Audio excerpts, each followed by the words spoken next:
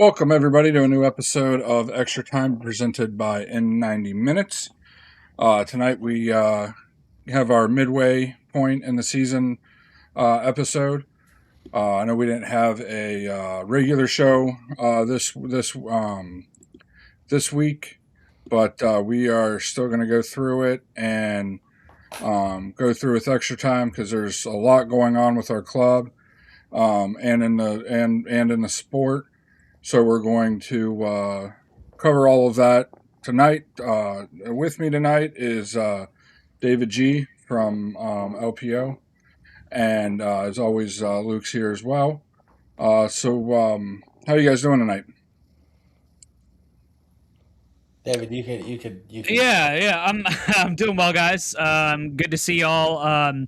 Weird that we're on a break. I don't really. I mean, I get it. We need the rest and all that, but with covering Orlando City for as much as we had over the last couple of weeks and as many games as we've had over the last couple of weeks, it's definitely strange to be off on a break. But listen, the guys need it. Let's give them a chance to recover. And guys, I'm super excited for the World Cup. I don't know about you all, but what an exciting time. Yeah, Definitely. yeah, I agree. It's kind of like No, unprecedented time where kind of when we probably had the most amount of things to talk about, it kind of just came to an abrupt ending, and then we'll just get right. We'll pick right up where we left off in August. I think, yeah, beginning July of August, 23rd is the first match. 22nd, 23rd August twenty is the second. first match back. Yeah, so we have So like a solid 2.5 months without the MLS, which is kind of our prime time season. So it's kind of that transition phase between where we're going in the future, which is yeah, that full schedule. yeah, no, it's definitely a good practice for next season. But speaking of the World Cup, I believe both of you guys are going to a match or two, right? Yeah, so I get the pleasure of actually going to the opening game of the World Cup. I'll be in Mexico City to see Mexico take on South Africa, so I'm super thrilled about that. And I'll actually get to see the U.S.'s first game, so I'll see U.S. versus Paraguay in L.A. as well. And then I have a match a little bit later on in Atlanta. To be honest with you, I think it's one of those matches that's not determined yet. I think it's like later in the thing. But yeah, pretty excited to be able to not only go to one match but go to three of them. I think that's pretty awesome. So. Nice. Yeah, I'm going to try to make it to probably two England games. I'll probably sacrifice, if I was to go to two group stage games, which is probably not that good, I'd probably go to one group stage and then go to, like, I don't know if we make it to the quarters or the semi-finals. And even if we make it to the final, then I probably would shovel out money to go to the final, depending on if we get there or not. So, yeah. Cool. Well, that's awesome. It's a dream of mine to go. Right now, it's not in the cards for me to go, unfortunately. So it is what it is. I'll live vicariously through you two while you're there. But with that being said, just to let everybody know, for the U.S. matches, I believe Luke and I are going to do a watch along for at least the group stage matches. It depends on how with my work schedule and Luke's work schedule, how the when the U.S. plays after the group stage. So at least the first three matches we'll have it, and then we'll try to continue it until the U.S. is out. And we'll probably, unless England's in it, because Luke will be preoccupied with that. We'll probably try to do one for at least the final as well.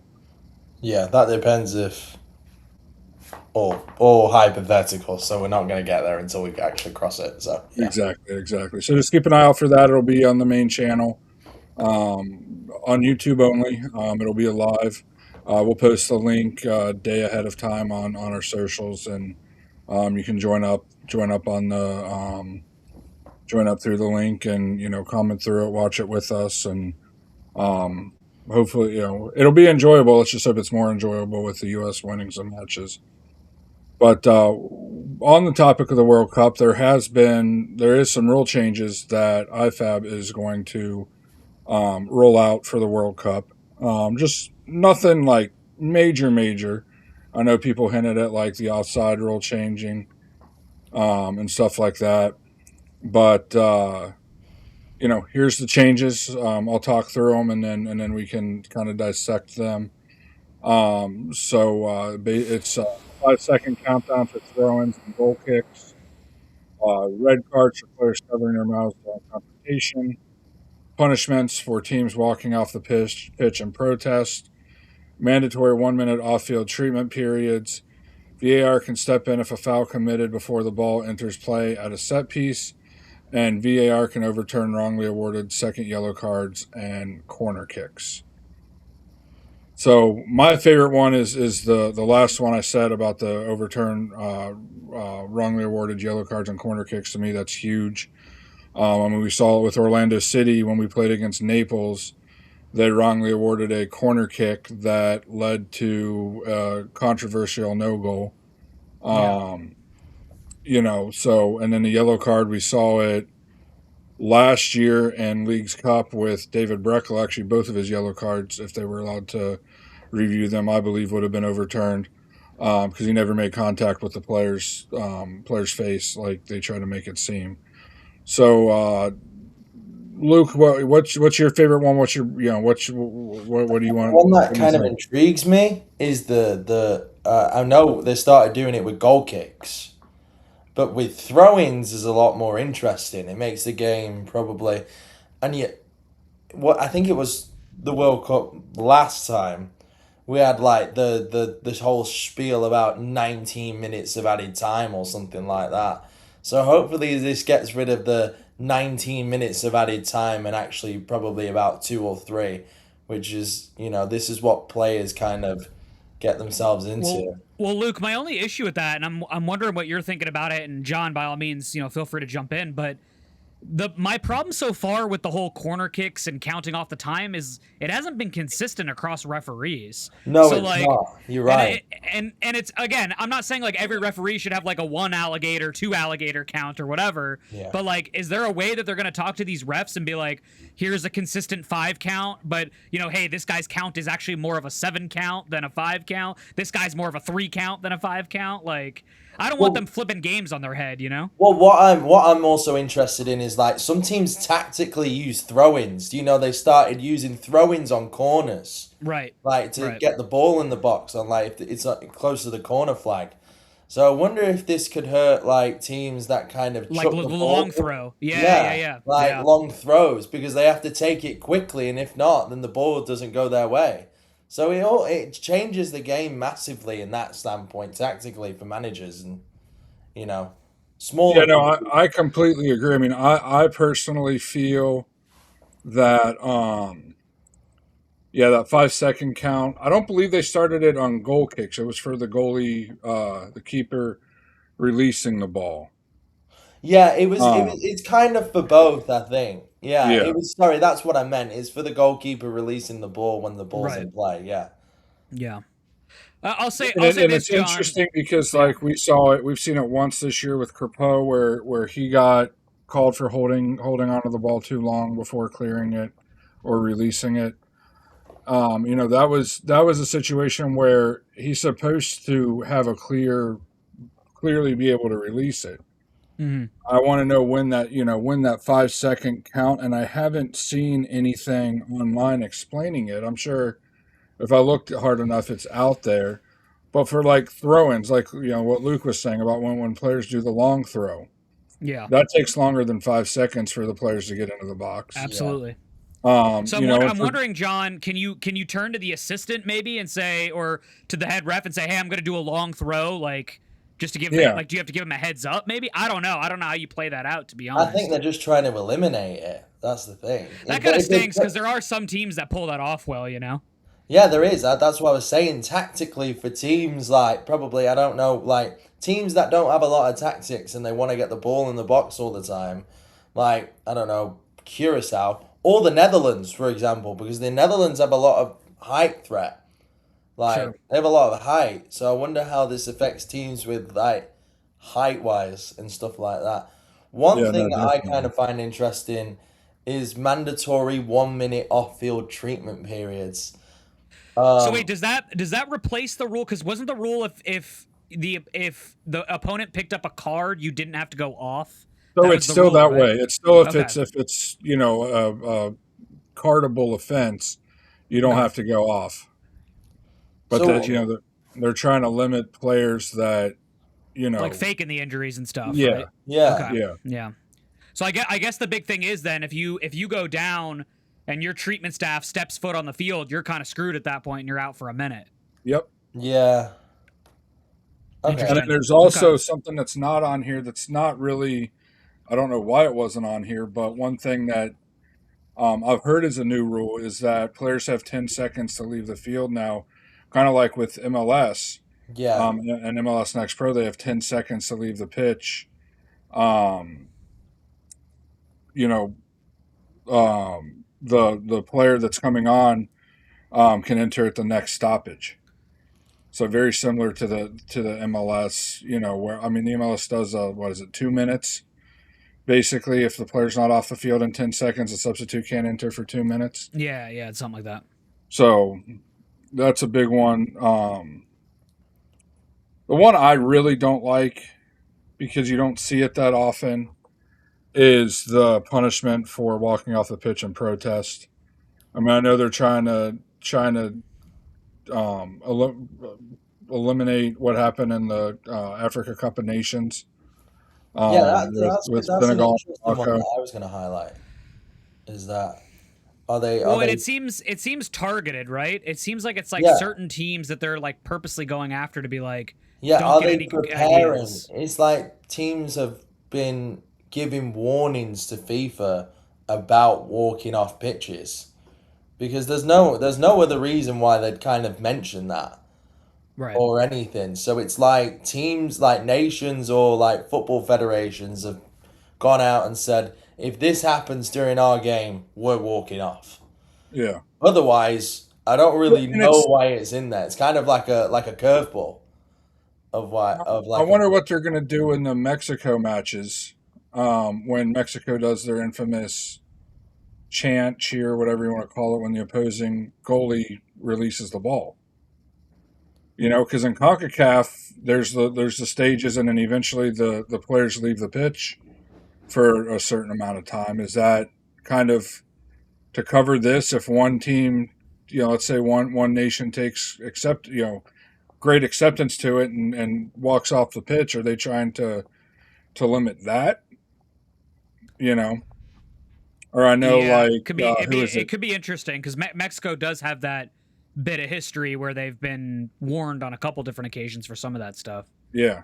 Well, and then I think it could also be something with is it Egypt and Iraq that's playing in Seattle, and they're having it's like a LGBTQ like pride match type of thing, and it's like two countries who's predominantly against that lifestyle. Are they talking about that? Maybe. Yeah, something like that. Yeah, or is it like Iran like choosing to protest one of their games because they're going to be played in the United States? Like I don't know. Like these are it just seems like It seems like they've been aware, they've been informed about it Yeah. happening, and Well, and my question is like, what's the punishment? Because like that's really vague. So like, is that like again, if a team like Iran or one of the smaller teams does that, they're probably not getting out of the group anyway. So what's the punishment? Like, I think you it's get a docked in the fine. next qualifying cycle. Okay, yeah, is it a fine? Is it you can't qualify for the next World Cup? Like, what is it? Like, Yeah, I I think don't know. It it's just seems probably strange. just like a fine or something. It's probably not going to be anything like that. Now, with teams like Iran and stuff like that, maybe, but I'm not sure. I'm not sure. Punishments is a very vague, like you said, it's very vague. VAR can overturn wrongly award. I really like that.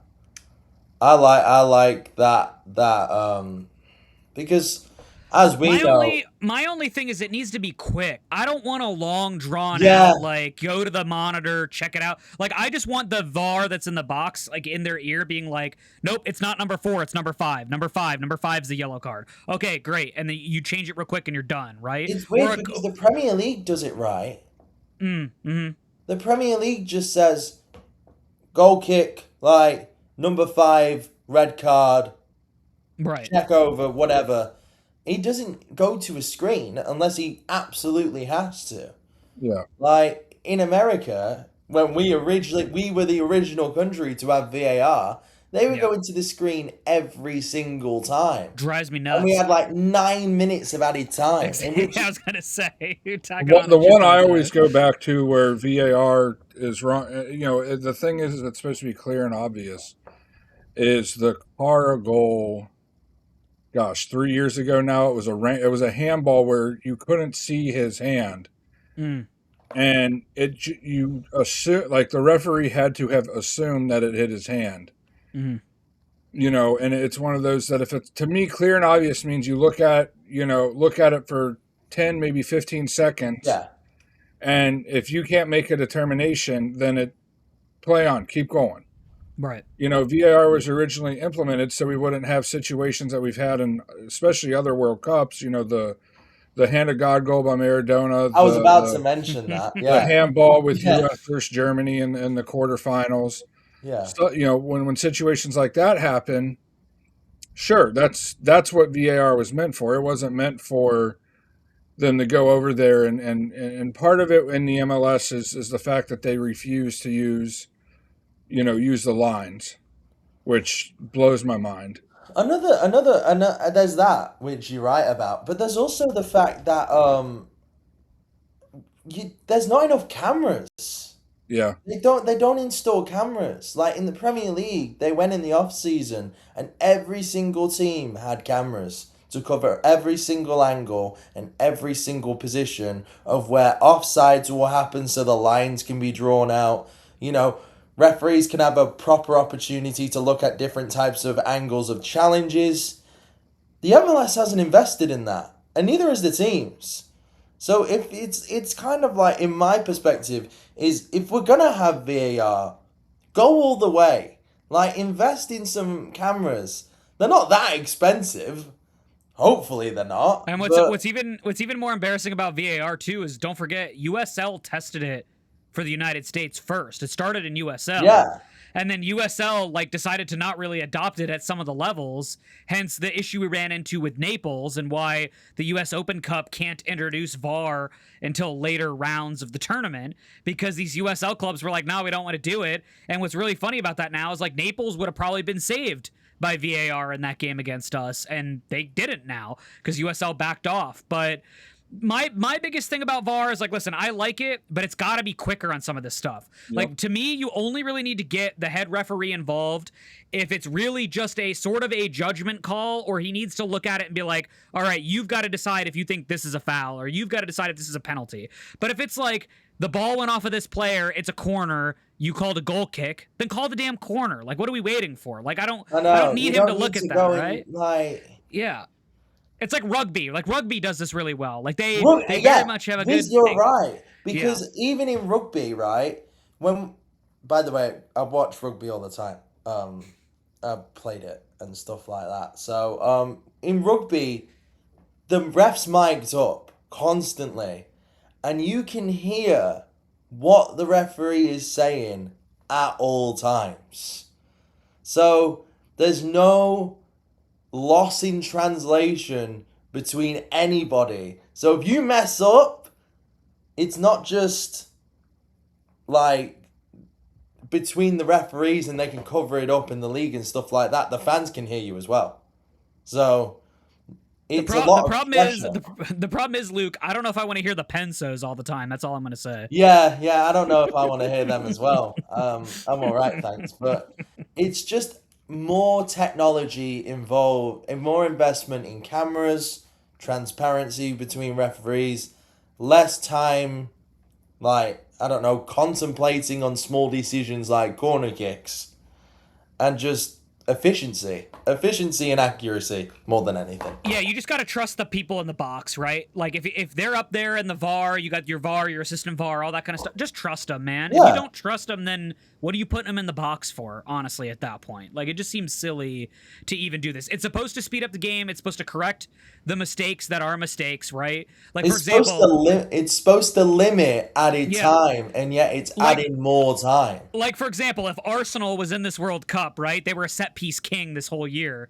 If Arsenal was in this World Cup, they'd want as many corners as they can get, right? They'd want as many free kicks as they can get. So, of course, they'd be like, yeah, let's advocate for this rule all the way. Hell yeah. We're all about that. So there'll be some teams that hate it because they're like, nah, we play the dark arts, we do cheap crap or whatever, but you just can't do that anymore, which it'll be great because then we'll actually get closer to 90 minutes of soccer versus what we're getting There was now, that stat, wasn't it? I forgot what it was, and it was like one Premier League game last, like 2-3 seasons ago.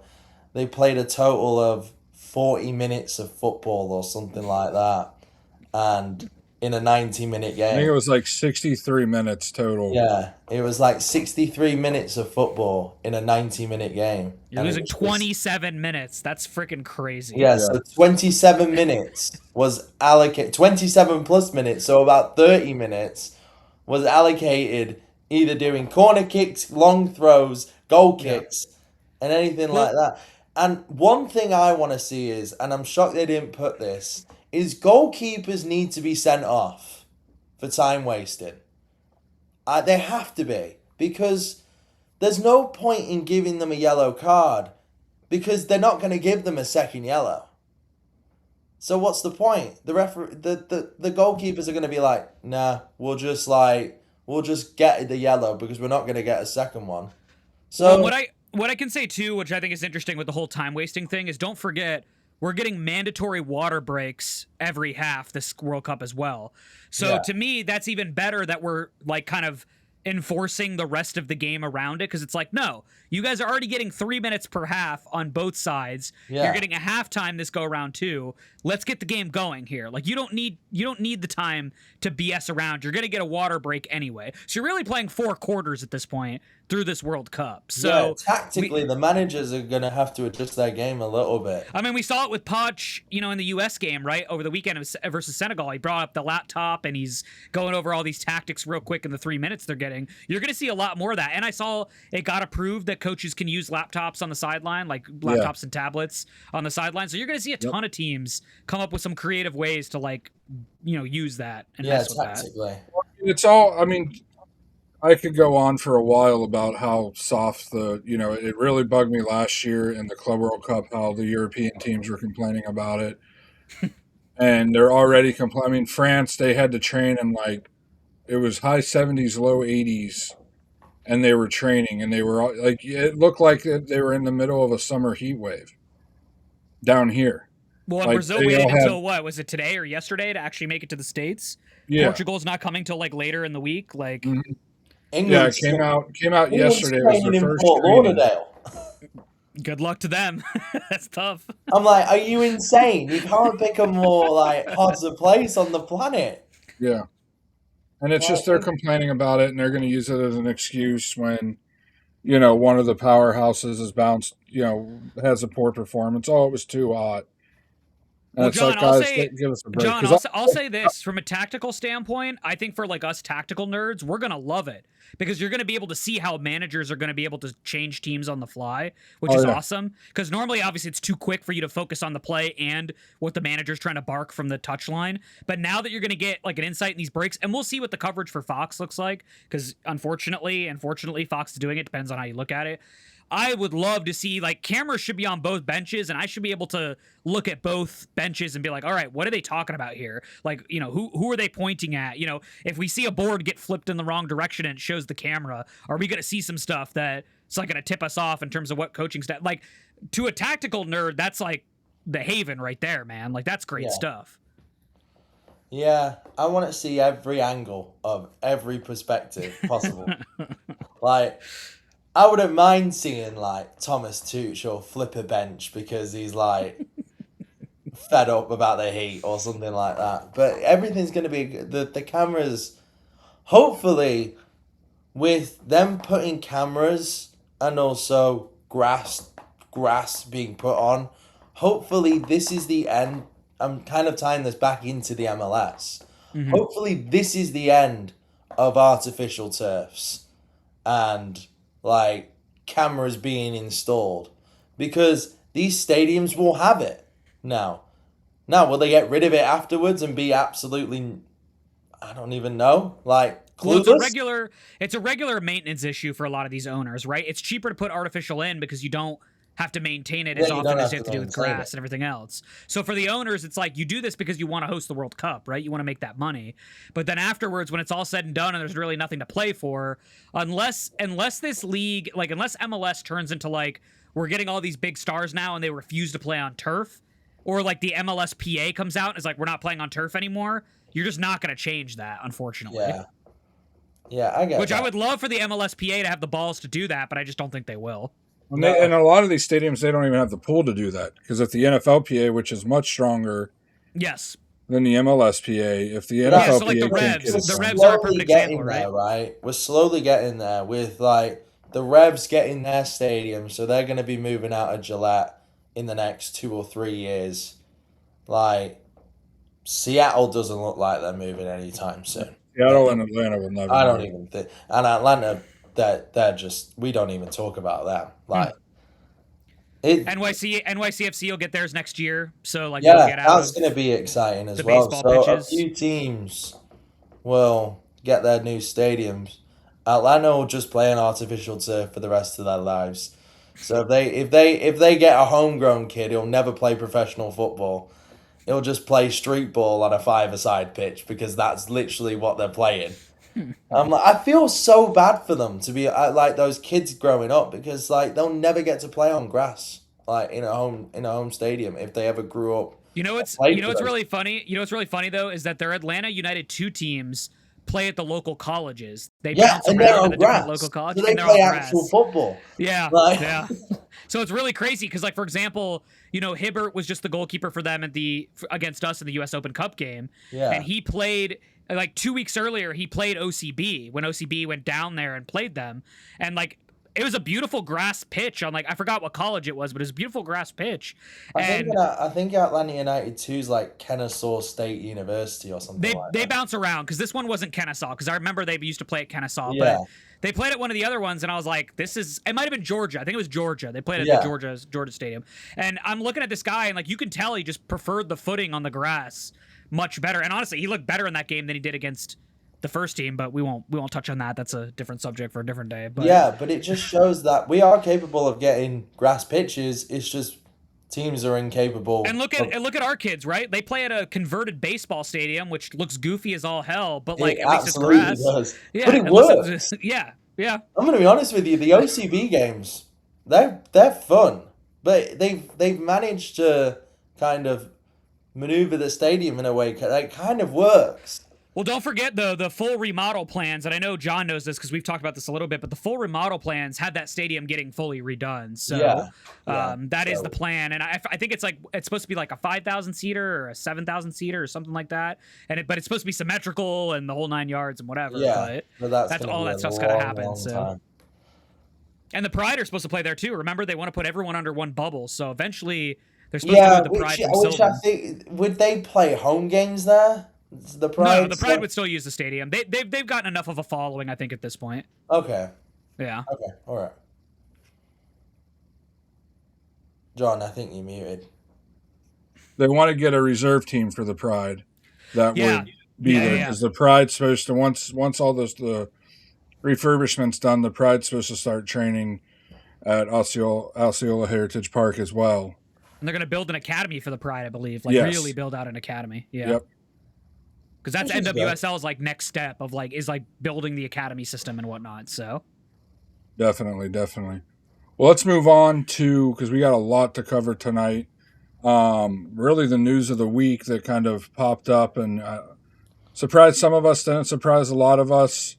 You know, David, without spilling too much, because I don't want to take too much away from LPO on this, but sure. you know, you're kind of the expert right now with Orlando City on transfers and such. So I'll let you go ahead and take over. And I did get the graph you sent me and have it up when you're ready for it. Yeah, so I'll start with this. Listen, we've been talking about across all the podcasts, and this shouldn't be new to anybody who listens to really any of them, you know, and Ricardo said this in his last sort of interviews he's done. This summer was always going to be a make or break summer. And I think the three of us in here definitely feel that way. And for a couple different reasons, right? Number one, Oscar Pareja leaves the third game of the season. Martin Perelman takes over. We've had an interim ever since. Depending on who you ask, some say he's done decently well. Other people say he's not cut out for it and it's a fluke. I'll let you decide that. I put my opinion out there. I don't think I need to continue to do that. But really the make or break part of this season was, or this window more specifically, was, okay, you got to look at what we had the first half of the season. We know Griezmann was coming because we got that announcement. I remember being in the stadium with the boys for the OCB game against Inter Miami 2, where we got that news where it said it was back on and Griezmann was coming. And so we knew he was coming, right? And he's still coming. The plan is for him to still be here by the third week of June. That's what we've heard. For those of you that don't know, the team gets back around that same time as well because they get a mandatory 18 days off from MLS. That's in the PA. So they have to get 18 days off in this window. So there are some exceptions, of course, if you look at the young players like Gusky, Arshawn, Judelson, Caraballo, Otero, Taifi.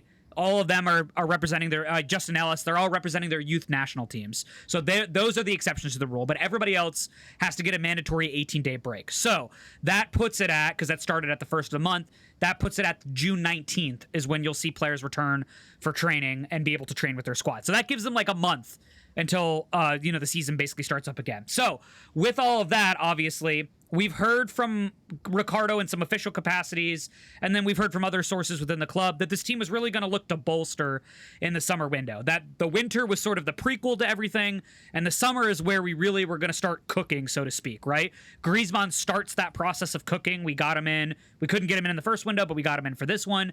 So now it's you look at the team and you go, okay, where do the fixes have to be at this point, right? So obviously, a lot of people can look at it and say, we've got to bolster the defense. We have one of the worst defenses statistically in the league this year, depending on what stat you decide to choose. If you're looking at just goals allowed, we are setting the record. Right now, we're at record pace to set that record on the season. So you really want to bolster defense, right? Robin Jansson's come back, but he's kind of come back down to earth, I think is the best way to describe his performance so far.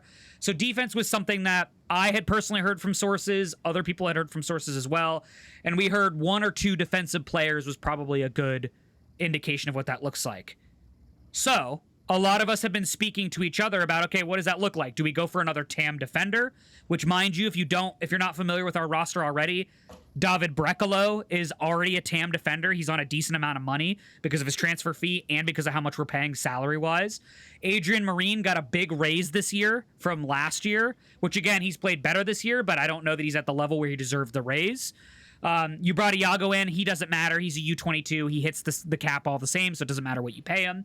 And then, like I said, Robin Janssen is facing father time at this point, and you're starting to see what that looks like. So if you want to bring in another TAM defender, that's fine, but a lot of us were trying to figure out what that looks like. And then, all of a sudden, which was kind of random out of nowhere, the MLS, I believe it's MLS Transfers, I think is his tag.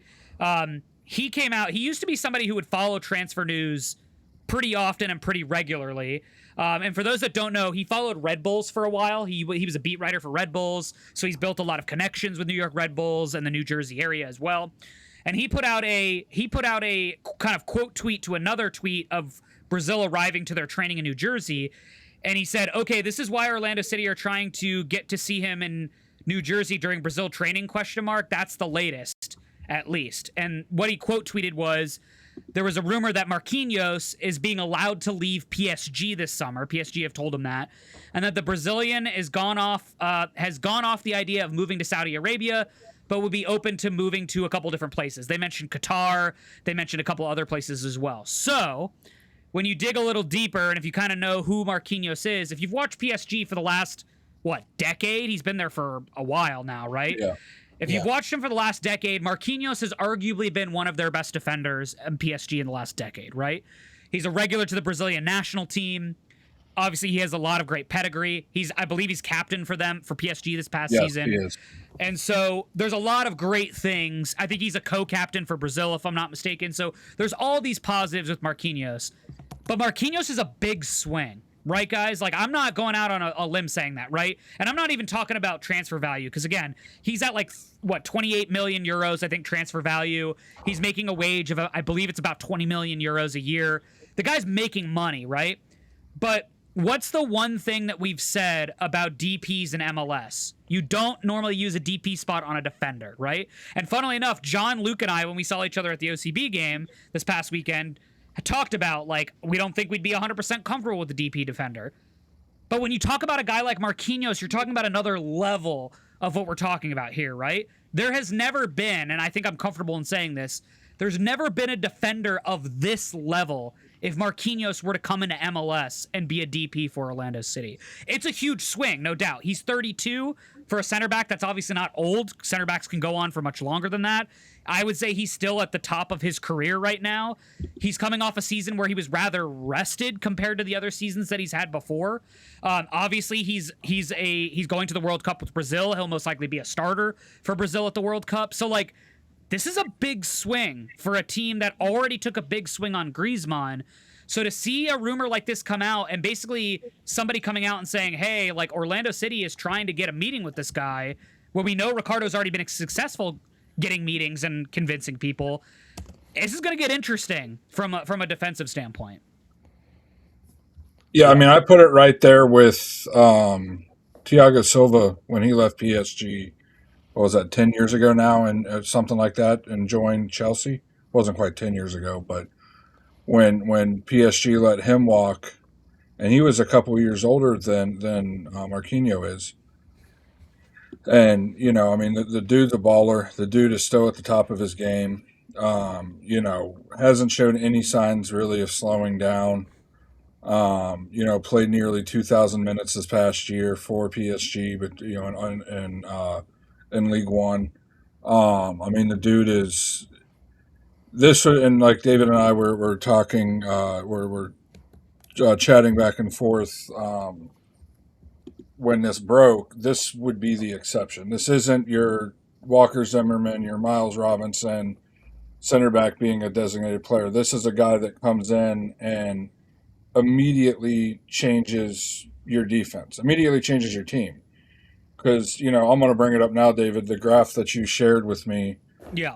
The biggest thing that I see that's a positive is his progressive passes, his progressive carries, his dribble success, and his long passing percentage. Yeah, Three things, you know, those three things are what we've struggled with for 2 or 3 years now when it comes to late in the game and we have a lead or it's tied, is getting in a transition to get the ball back into our attacking third from our defending third, breaking those lines, all of that jazz. And then you look at his defensive stats, his true defensive stats, it's just, it's ridiculous. I mean, he's in, you know, like the 85th percentile in interceptions. He's, you know, well above 50% in tackles. You know, it's just, even if Griezmann wasn't coming, this would be a squad change, like massively. Yeah. Well, and let me say this, John. So some people are going to see the year on this. It's 24-25. Yeah. The reason why I went back a year and didn't do this year is because this year his role changed with PSG. His role was more so they saved him for the big competitions, Champions League, the big games in the league and things like that. So to me, I didn't feel like it was a proper representation of what this guy can truly do. The year that I'm showing there, the 24-25 season, is the year where PSG really used him the way they kind of should have used him. They used him for most of the season games and the big games in Champions League, but then they kind of benched him for the other games and other competitions that just weren't as important to PSG, because obviously PSG, I'm sure everyone out there knows, is one of those giant clubs. They don't need to take every competition seriously because they have options to do a bunch of different things. And don't forget, PSG just won Champions League this year. They won Champions League the year prior to that. So now this guy is a twice winner of the Champions League as well. But let me say this as well, John, and I know a lot of us have talked about this, right? Robin Janssen is not going to be an easy individual to replace. There's no doubt about that. And we all can kind of tell at this point, with his injury history, the surgeries that he's had and everything like that, he maybe has one more good year left if you want to start from this summer forward, I think. I think maybe he's got the rest of this year and maybe the sprint season. And then after that, you really just don't know what you have left with Robin Janssen, right? That's fine if you bring in a guy like Marquinhos. Because here's the thing, right? This guy comes in, let's say we stick with the back three, right? This guy could come in, To me, he'd occupy that center back spot if you're playing the back three.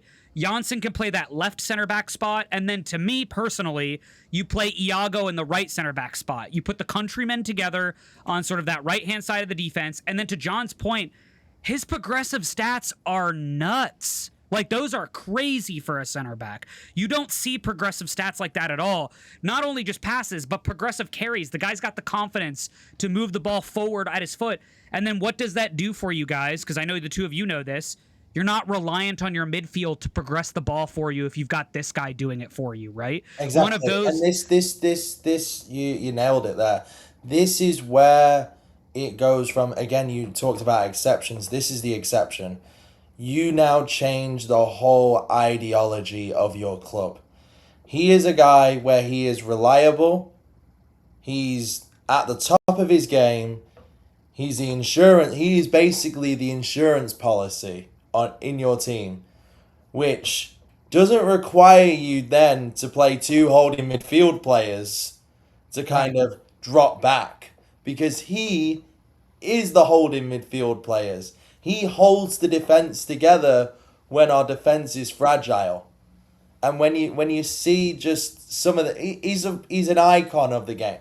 Like, there's no doubting his pedigree, and his pedigree's top. And I'll say this: Ricardo has kind of built the team perfectly for this, right? We went back to the Brazilian well this offseason. All three of our U22s are Brazilian, so they're going to know about this guy, right? You already have the connection, of course, with the community of the Brazilian community and all that kind of stuff. You bring a guy like this in, that brings that out even more. This is a guy that could also take the armband if you don't want to burden Griezmann with it, because Griezmann's more of a quiet guy, so maybe there's games where he doesn't want to wear the armband, right? Or we know for sure Griezmann's not going to organize the defense. This guy will. Marquinhos definitely will, right? Yeah. And so you can get the sort of best out of everyone all at once, because, again, like I said, you get one more year with Janssen, so you get Janssen for probably the rest of this year, right? Let's hope he can give you a little bit more in the sprint season, maybe even the season after that. But at the very least, you're going to get him for a little bit, so you'll have them two together, which is awesome. And then you figure out the third center back issue. Is it Iago, which I think it is? Is it David Brecalo? I don't think it's David Brecalo, but maybe. I don't know. Is it Adrian Marine? I don't think it's Adrian Marine, but again, another option for you there. So this solves a problem of, and I've always said this, this is like when you use a simulation game, whether it's Football Manager or EAFC or whatever. You don't bring in a low guy at the bottom part of the roster. You bring a guy who's better than your top guy, and you push everybody down a little bit, right? Yeah. That's the way you should be roster building. You bring competition in instead of, and make people think, oh, my spot on the team's not guaranteed here. We need competition all around on the pitch. And if you bring a guy like Marquinhos in, Iago, the ceiling is there's no limit for Iago, because he could learn so much from a guy like him. Somebody he's probably idolized growing up as like a Brazilian centre back. Right. That could only make him better. I don't think he could ever make him worse. And he's already progressing very well there. So having like Iago and Marquinhos would be just, it would be very good to have him as like a mentor figure for him. So if you're kind of thinking it in that aspect. Even the young guys we have with Tahir Reid-Brown and Taifi, it would really, it help them out. Even though I know they're not fellow countrymen, fellow Brazilians, but just learning the professionalism from him, and then also having Griezmann in there. It depends on how much Marquinhos buys into it. If he's going to buy into it like it appears Griezmann has, then you kind of have your two-headed snake, if you will, that's going to lead this team.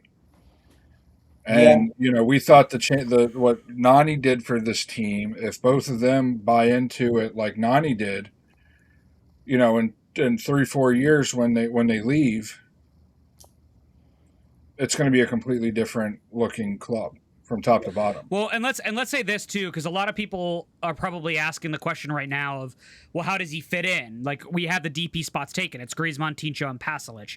Guys, I'm telling you, and I'm not one of those people that's out there that's like, oh, I've got a vibe. I've seen the Instagram post.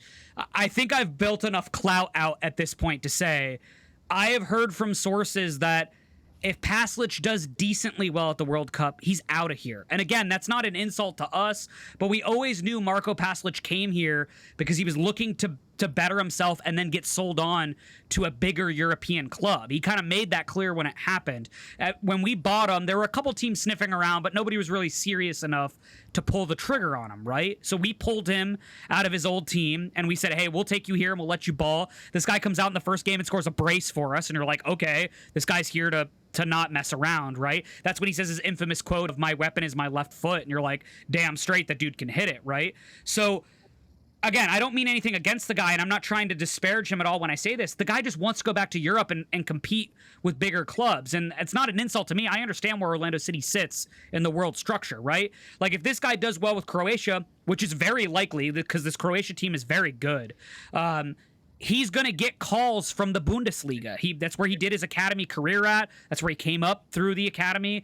There's going to be calls from those teams. Maybe not the big teams like Dortmund or Bayern Munich, but there'll be other German teams that'll be giving him a call. He's already had links, in the last break, during the winter break. There were teams in Italy that were sniffing around him, potentially wondering if that's the case. So here's the deal, really, to put it in perspective. So Pasalic could get sold, right? Let's assume he gets sold. I'm thinking that number is probably around 10 million if he does decently at the World Cup. He probably goes for 10 million. We bought him for about 5.56. It depends on who you ask, but somewhere around that. So we'll make a tidy sum on him, right? So that opens up the DP spot. That's how you can bring in somebody like Marquinhos easily and not even think about it, right? The other thing, though, that's interesting about this window, before we kind of move on to the next rumor, is Martin Ojeda is not at the over the buy down threshold when he just got his new deal. John and I were just chatting about this recently because John and I, of course, are salary nerds. I also want to shout out our friend Mike Spillane with Lions Den, because I chat with him about salary stuff all the time as well. Ojeda makes just below what that max cap is, which is interesting, right? So they came out and they only paid him, I think it was like 1.77 million, I think is what it was. And the cap is like 1.81. So if you're at 1.81 or higher, you can't be bought down based on the roster rules. So theoretically, and it would take some maneuvering, but theoretically, if you pulled the right levers, Tincho could even be bought down off of a DP contract, and you could add another high-profile world-class player to your roster if you wanted to. Now, what it would take to get a little bit in the math, and I'm sure a little bit later on we can get into visuals and whatnot, but you would need about between Tincho and between taking Brian Ojeda off of a DP contract, because again, he's just filling a spot right now. Between the both of them, it would take about $1 million in TAM to make that happen. Not impossible. Every team gets $2.1 million in TAM to start the season. So the two of them alone, though, would take about almost half of what your money is there. Then what you'd have to do is you'd have to go through the rest of your TAM players. So the rest of the TAM players that you have are Eder Atuesta, David Brecalo, and Duncan Maguire. You'd have to go through the rest of them and decide, are they really TAM players? And if they're not, do you transfer them out? Do you transfer them somewhere in the league? Do you transfer them out of the league? Or do you buy them down with GAM? Because those players are allowed to be bought down with GAM because they're not above the DP threshold level. So they're fine. They can be bought down with GAM. So there's maneuvering that you have to do there to make that work. But it's possible. So moving into the next rumor, which funnily enough happened in the same day, which is kind of hilarious, is, and again, I don't know this source well, but I've asked other people that have followed this rumor before. Our good friend from Spurs, Richarlison, pops up in the rumor mill again. And more specifically, the outlet Spurs Corner says Tottenham Hotspur could soon face a major decision over Richarlison's future after Orlando City held discussions with the Brazilian representative regarding a potential move. The talks have intensified speculation surrounding the forward's long-term future in North London, with Spurs now weighing whether up to keep the striker or to listen to offers as his interest continues to grow. So this rumor's back again, and we've talked about Richarlison a ton in the past, right? I think Richarlison had a nice end of the season. I don't think I'm going out on a limb by saying that. Spurs somehow avoided relegation. We won't touch that because I thought for sure they were going to potentially get relegated, but whatever. But again, it's a team that's probably looking to flip a lot of stuff on its head, right? Because of everything that's happened. And from what I understand, and again, Luke can probably correct me because I don't know a ton about Premier League football, but from what I understand, Richarlison over the last like 6 months, maybe even year, has kind of been the guy looking outside in, right? He's been kind of pushed out of Spurs a little bit over the past like year to 6 months, right? Yeah. And so I don't think he's really like the guy they want to build around anymore, if that makes sense. Yeah, you've pretty much nailed it on the head. And with Tottenham being in like 17th place in the season and just avoiding relegation, financial crisis wise, it's gonna hit Tottenham big time. And I say this in the realm of like Premier League teams get a lot of money. Like they do. They get tons of money every season whether they place like 20th or like first. They still get a ton of money. But when it comes to expectations on the season versus where Tottenham actually finished, they're probably budget and whatever, it's going to be hit massively because they were probably aiming for Europa League 5th, 6th, probably even Champions League after winning the Europa League that season. So now that they finished 17th, it's going to be a massive change.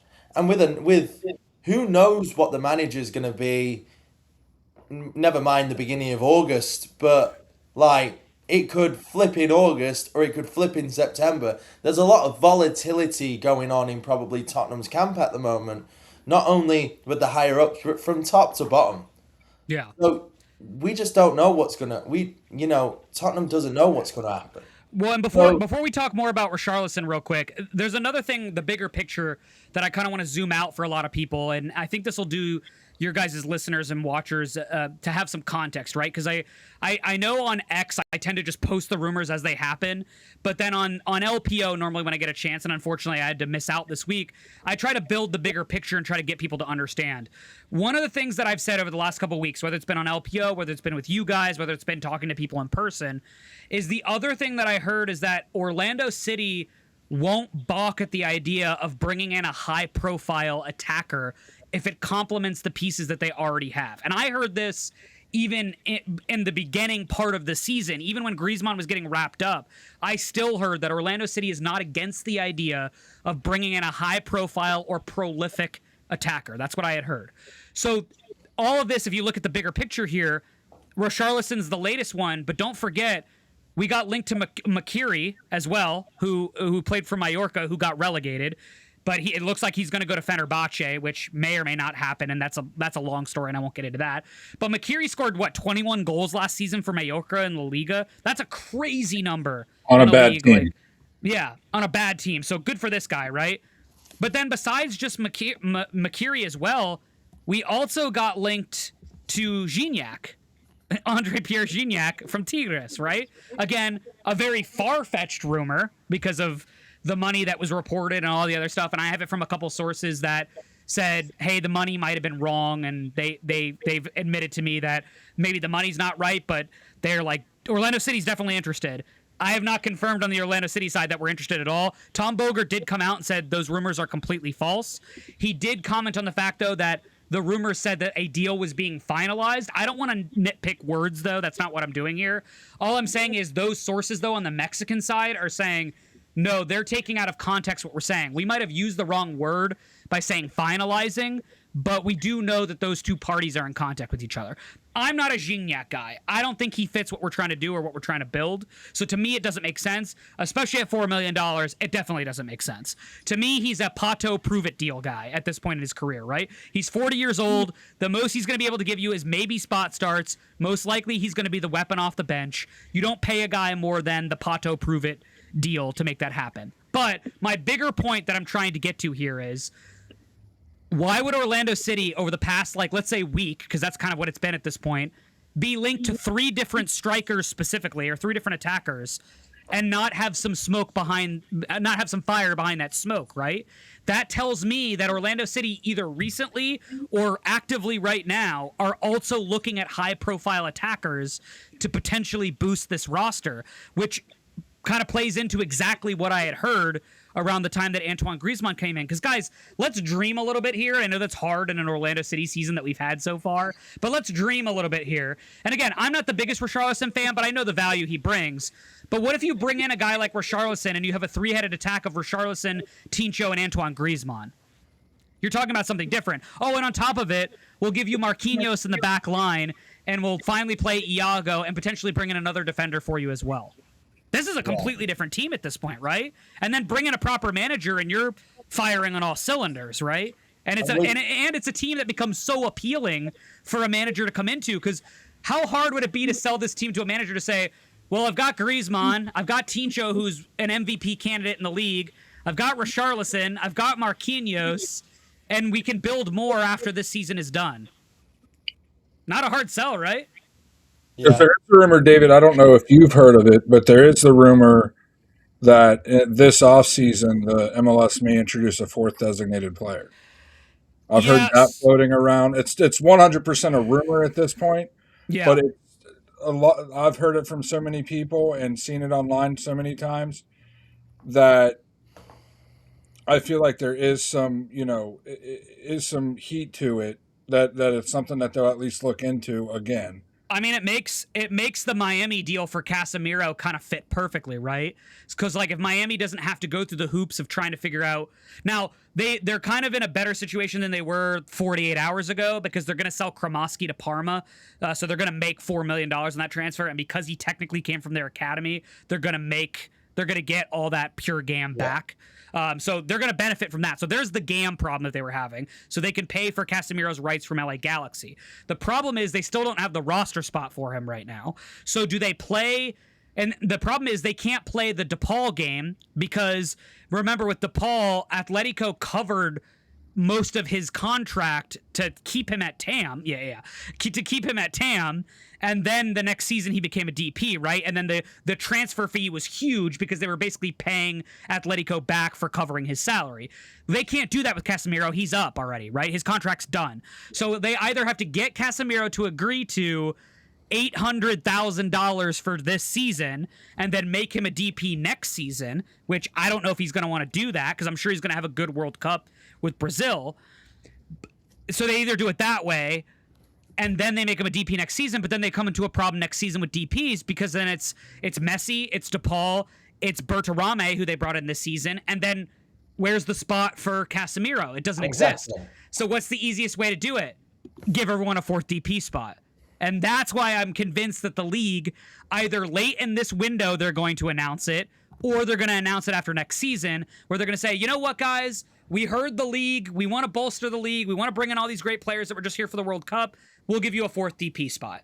But then teams like Montreal, St. Louis, I don't know, pick your crappy team, it's SKC, they look at it and they go, well, shit, I don't want the fourth DP. I can't even get 3 DPs right now, right? I don't know what to do with that. But then it makes teams like Miami stronger. It makes teams like LA Galaxy stronger. It makes teams like LAFC stronger. Orlando City, in our case, it makes us stronger, right? If we were just given a fourth DP, we don't have to do any of the gymnastics we're talking about here. We easily bring these guys in and we say, all right, league, we're coming for you. Let's go, right? And that's all this is. So I think, John, you're on to something, because I've heard similar rumors that I think the league's just going to say, let's do it. I think what's made them hesitant so far is they know the MLSPA is going to fight back at some point.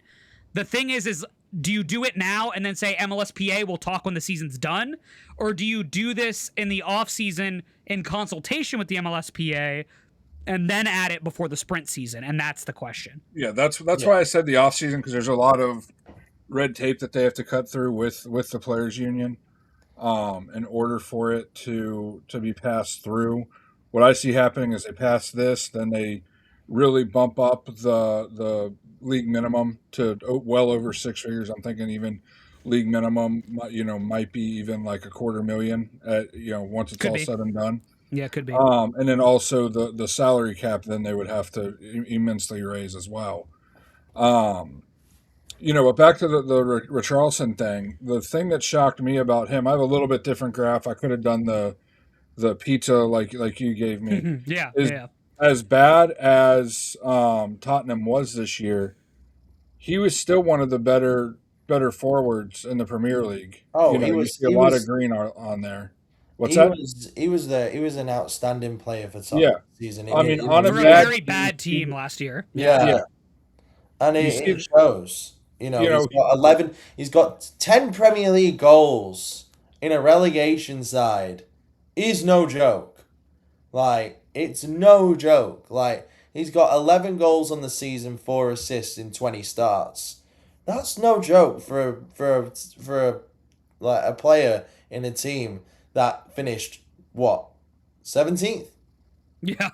Yeah. Yeah, like and he scored a quarter of their goals too. exactly. And like he's like putting in decent performances against really good teams. Like he's got like a goal against Chelsea, even though they lost. They got a goal against Chelsea and he performed really well there. He got a goal against Liverpool. And like he's performing. It's the teams like Wolverhampton and Everton, like them, that he's struggling against. But that sums up his game. He's up for the occasion. And that kind of sums up us sometimes. Is that when we're playing against these kind of not so good teams, we kind of play down to our performances. And when we play against teams like Miami, we're up for it. We're up for the occasion. So, well, I think that's partly a manager thing too, but yeah, it's partly a manager thing, but I think it's partly just it's football. But you know, if we get a player like him, but we need to bring him in alongside, like we said, a Marquinhos or somebody like that who's got smart head on his shoulders. Yeah, you know, it'd be a good environment for him if we get players who are, because let's keep it real. Like Richarlison's football smart. He's not necessarily smart in other ways.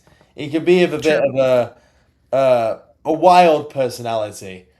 But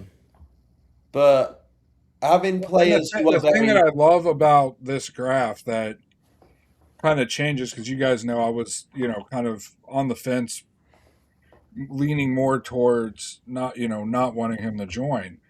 But you look at this, his non-penalty goals per 90, he's in the 83rd percentile. Mm-hmm. Yeah. That's and then you also look at his assists and expected assists per 90. He's in the 83rd and 76th percentile, respectively. So it's like, it's one of those that, or assists per 90 and expected assists per 90, my apologies. He's up there with those, and it's like, okay, so he's averaging 18 assists over a 38 game season. That's an extra, 3-4 goals that he helps with. Doing quick math, just did 30 times 10. Sure. That he helps with. That puts him up to, a lot of goal contributions a year. I mean, if think about what he'll do in the MLS. I mean, if we're able to sign him, keep Tincho, and then obviously Griezmann coming in, that's a potential of having 3 guys that are 20 plus goal contributors on the same team. Well, and can I say this too, John? And some people say this about Richarlison because they talk about his attitude or his bite or whatever it is. If anyone's been watching LPO, one of the names I mention all the time, because he's also out of contract in the summer, is Memphis Depay. I love Memphis Depay's game, not so much of what he does on the pitch most of the time. It's the shit-hosery that he gets up to when he does it. He's got that like bite to him that this team I think lacks right now, because with us losing Rodrigo Schlegel and us losing Cesar Araujo and all that, and Wilder Cartagena not being healthy to be on the field, we have nobody on the pitch that like is willing to kind of play the dark arts when you want to play the dark arts, right? Like we all know, we've watched enough football between the 3 of us to know there's a time and a place for that, right? Like where you can really get under opponent's skin and really mess with them. Think about like when Cesar Araujo played Messi for the first time and just got under his skin the entire match. That's the kind of shit I'm talking about, right? And so I don't have an issue with his attitude. Like, I get it. Like, there's a lot of arguments out there of like, well, he doesn't fit what Orlando City's trying to build. And in a way, I could see that. But here's the way to play devil's advocate, especially with somebody like Richarlison. if you bring Marquinhos in as well, you're bringing a fellow countryman in who has a ton of class and a ton of leadership, right? Do you think Marquinhos is going to stand for his bullshit if he's acting a fool and doing stuff he's not supposed to be doing? There's no way. Marquinhos is going to check him, right, as he should. And I would even say Griezmann's going to do a similar thing. Griezmann is at that level, right, of he's still a world-class player in his own right. Yeah, he didn't go with France because he retired from professional football, but he still has that level of world-class football. Do you think someone like Richarlison is going to look at the resume that Griezmann has had and decide he's just going to mess around and it's not going to matter? There's no way, right? He's going to have an opportunity. He's going to understand that where he needs to fit in and there's a certain thing that they're looking for. So I'm not worried about that part. I don't know if you guys are, but I'm personally not. And I really don't care if he's got the bite because this team needs somebody that's got a little bite to him. Yeah, I get what you mean, but okay, so I understand what you mean by the bite, which is what I'm using as in quote of you. Sure. The bite, there's the bite as in him, he's off the field bite as well.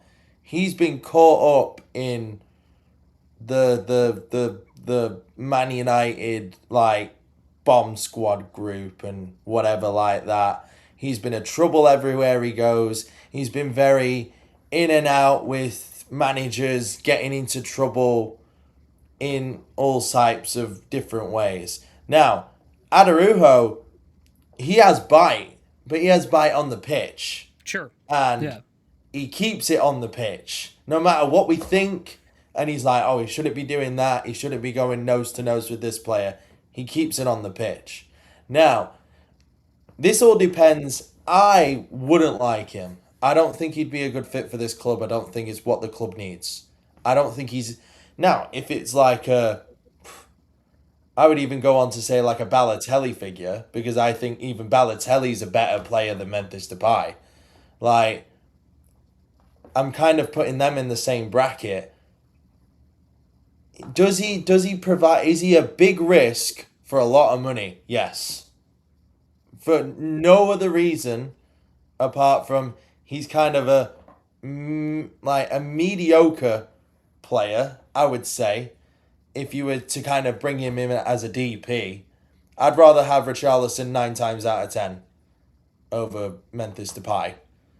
Sure. I mean, I think the bigger thing and the reason why I've been banging the drum for Depay is that if you put aside his seasons where he's really had trouble with the teams that he's been with, and again, that list is shorter than the trouble he has had teams with, so you take that with a grain of salt. He does perform, right? When you look at when he's in situations where you can really do that, and unfortunately right now with Corinthians, he doesn't have a ton of talent around him to make the best of those situations, and so again, you run a risk, of course, with any of these dudes, and I'm just saying that if the club is out there trying to look for a high-profile, prolific level kind of striker, there's things you're talking about. But then you look at, like I said, if you go back to the rumors, if you look at the guy like Marquinhos, which is a guy that you wouldn't really consider or think about, right? To me, that screams Griezmann might have put something in the front office's ear and said, hey, this guy's really good. Why don't you go see what he's about? Or, if he's willing to leave Mallorca because they're getting... David. What's that? Martial as well. I think that situation's a little tough for me to swallow because Martial hasn't done much. That was something that was for probably sure. a Griezmann. Yeah. I'd love Martial. I think if I think it just depends on the wage he's on. Yeah, but I think he's a fantastic player. I think he ticks every single box that. When I first saw the Martial and heard about that, I was like, yeah, sign me up because. I'll say this. I think he fits what we'd be looking for a little bit better because he's a striker, but he can play the left side as well, and that's kind of where we need that striker to sort of gravitate in this new formation once Griezmann comes in. The problem for me is he hasn't had regular production since, like 2 years ago, 3 years ago? It's been a bit since he's had some regular production. So yeah, but he's always had that. He has something in England called class, right? Touché. It's something in England called class. Memphis Depay is not class. Listen, he's not on the level. I get you. As a Martial, or I get you. Even as a Richarlison, yeah. Because even Richarlison played at that top level. Now, I'm an Englishman. I can say the Premier League's the best league in the world, and if you stay at the top of the best league in the world for a very very long time and succeed, you're class in my opinion because you're in the top 10%. Richarlison, 10 goals in a Premier League season. Now he's a world class player. Memphis Depay never made it, right? He never got cut out for that. And he had his chances as well. Played 33 games, scored 2 goals. Right? Now, there was that little bit in the beginning. And 2 of those goals, I think, were in his debut. But like Martial, Luke, there's a link. And I don't know if you know what that link is. But him and Griezmann, I believe it was one season, shared a season together at Atletico. So that's why I'm saying is I think you're starting to really see a pattern of where Griezmann is putting his imprint on where this team is looking. Now, of course, yeah. Yeah, now like Marquinhos, there's no real connection there. I think that's just, hey, Brazil has a really class defender. We know defense is a problem for us. Ricardo goes to the Brazilian well, right? Because I'm sure he's built enough connections with the Brazilian national team where he can probably get meetings with players, right? I bet if he wanted to go to New Jersey tomorrow, and he may be, who knows? I bet if he wanted to go to New Jersey tomorrow, he could. I think they'd let him into camp and they'd say, sure, if you want to observe or do whatever, by all means, feel free. And that's his ticket in, and he can obviously sit down with Marquinhos' representation and whatever, right?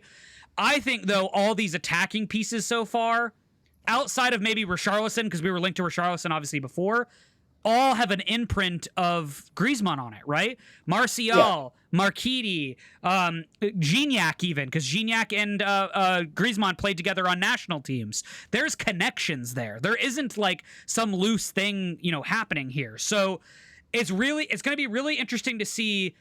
And again, we talked about this, right? When Griezmann got signed, one of the benefits besides his on-the-field play is going to be his connections outside of that. And we talked about manager mostly because we're still really pining for a new manager.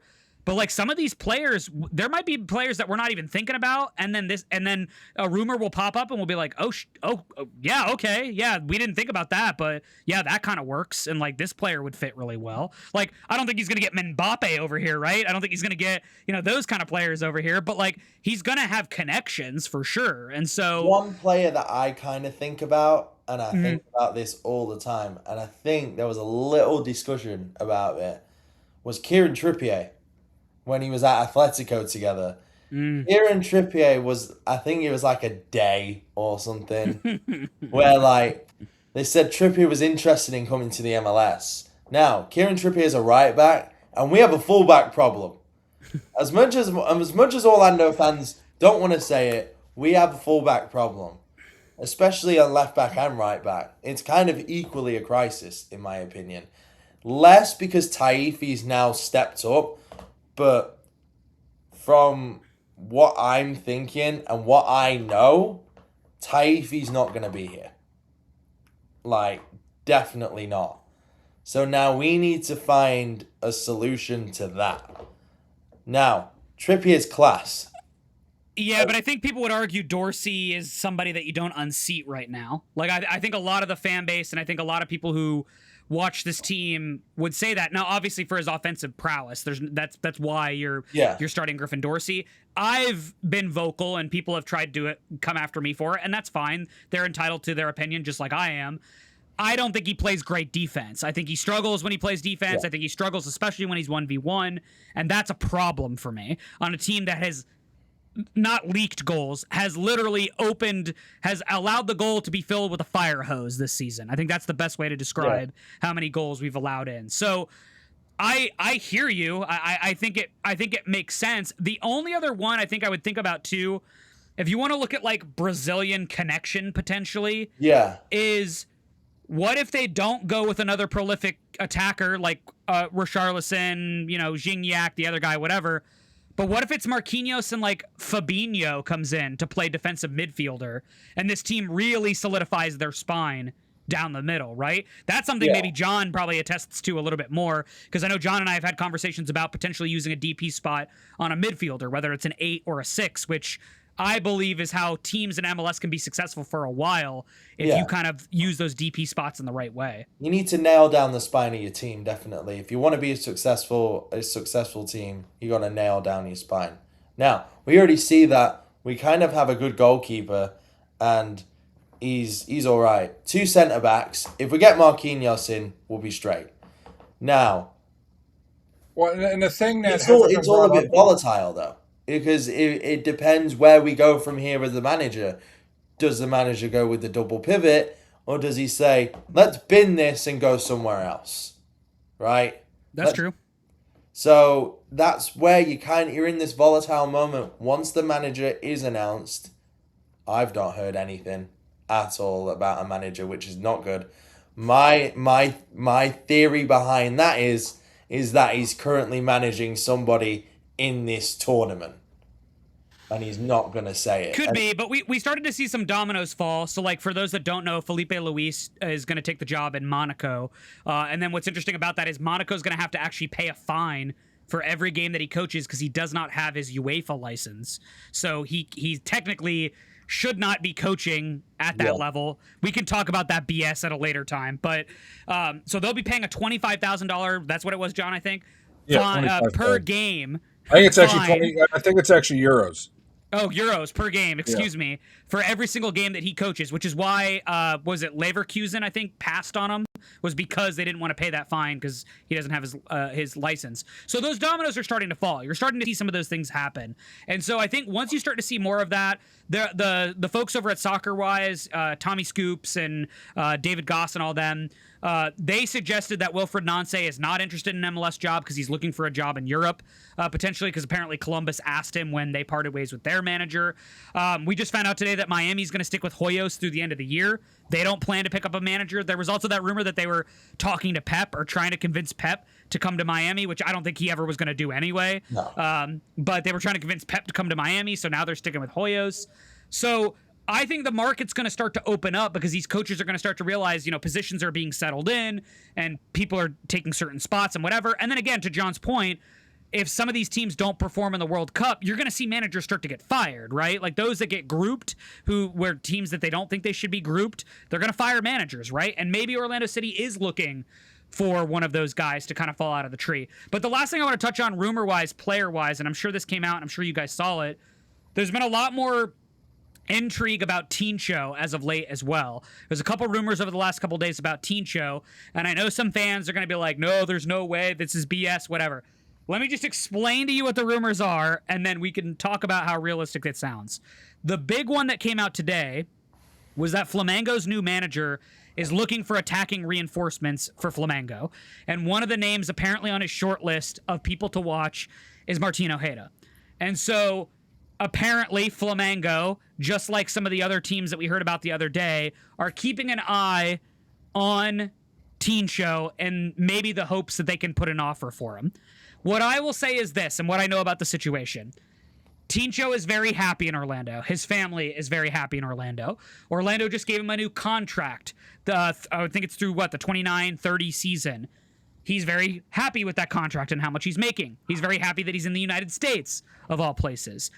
It would take a level of Godfather offer that I don't know that I can realistically describe for Flamengo or any other team to take Tincho away. That's how I feel about it, and from what I know from the situation. It would take some Saudi money to... This club loves Tincho, and I don't think Saudi money would do it either because I don't think Tincho wants to go to Saudi. No. And so that's what I think people need to start. Like, again, I just report the rumors, and then I put my opinion on the end of it, right? And from what I can tell you is Tincho's not interested. Now, if Flamengo comes into Orlando City and says, we've got $30 million with your name on it, we'll pay most of it up front, it's hard as a club to turn down $30 million if Tincho's interested, right? And again, we've kind of stolen, I'll put that in quotes, we've stolen 2 players from Flamengo so far this season, and Iago and Pedro Leal. So, maybe you feel a bit of service to them, I don't know, but $30 million is a lot of freaking money, right? For a player that you bought for, what was it, $5 million, $6 million? I forgot how much you went for. I think it was 5 and change. So that's a great return on your investment, right? For a player that a lot of people would assume his European window has closed, most likely, right? So, again, do I think the club's going to do it? No, I don't think they are.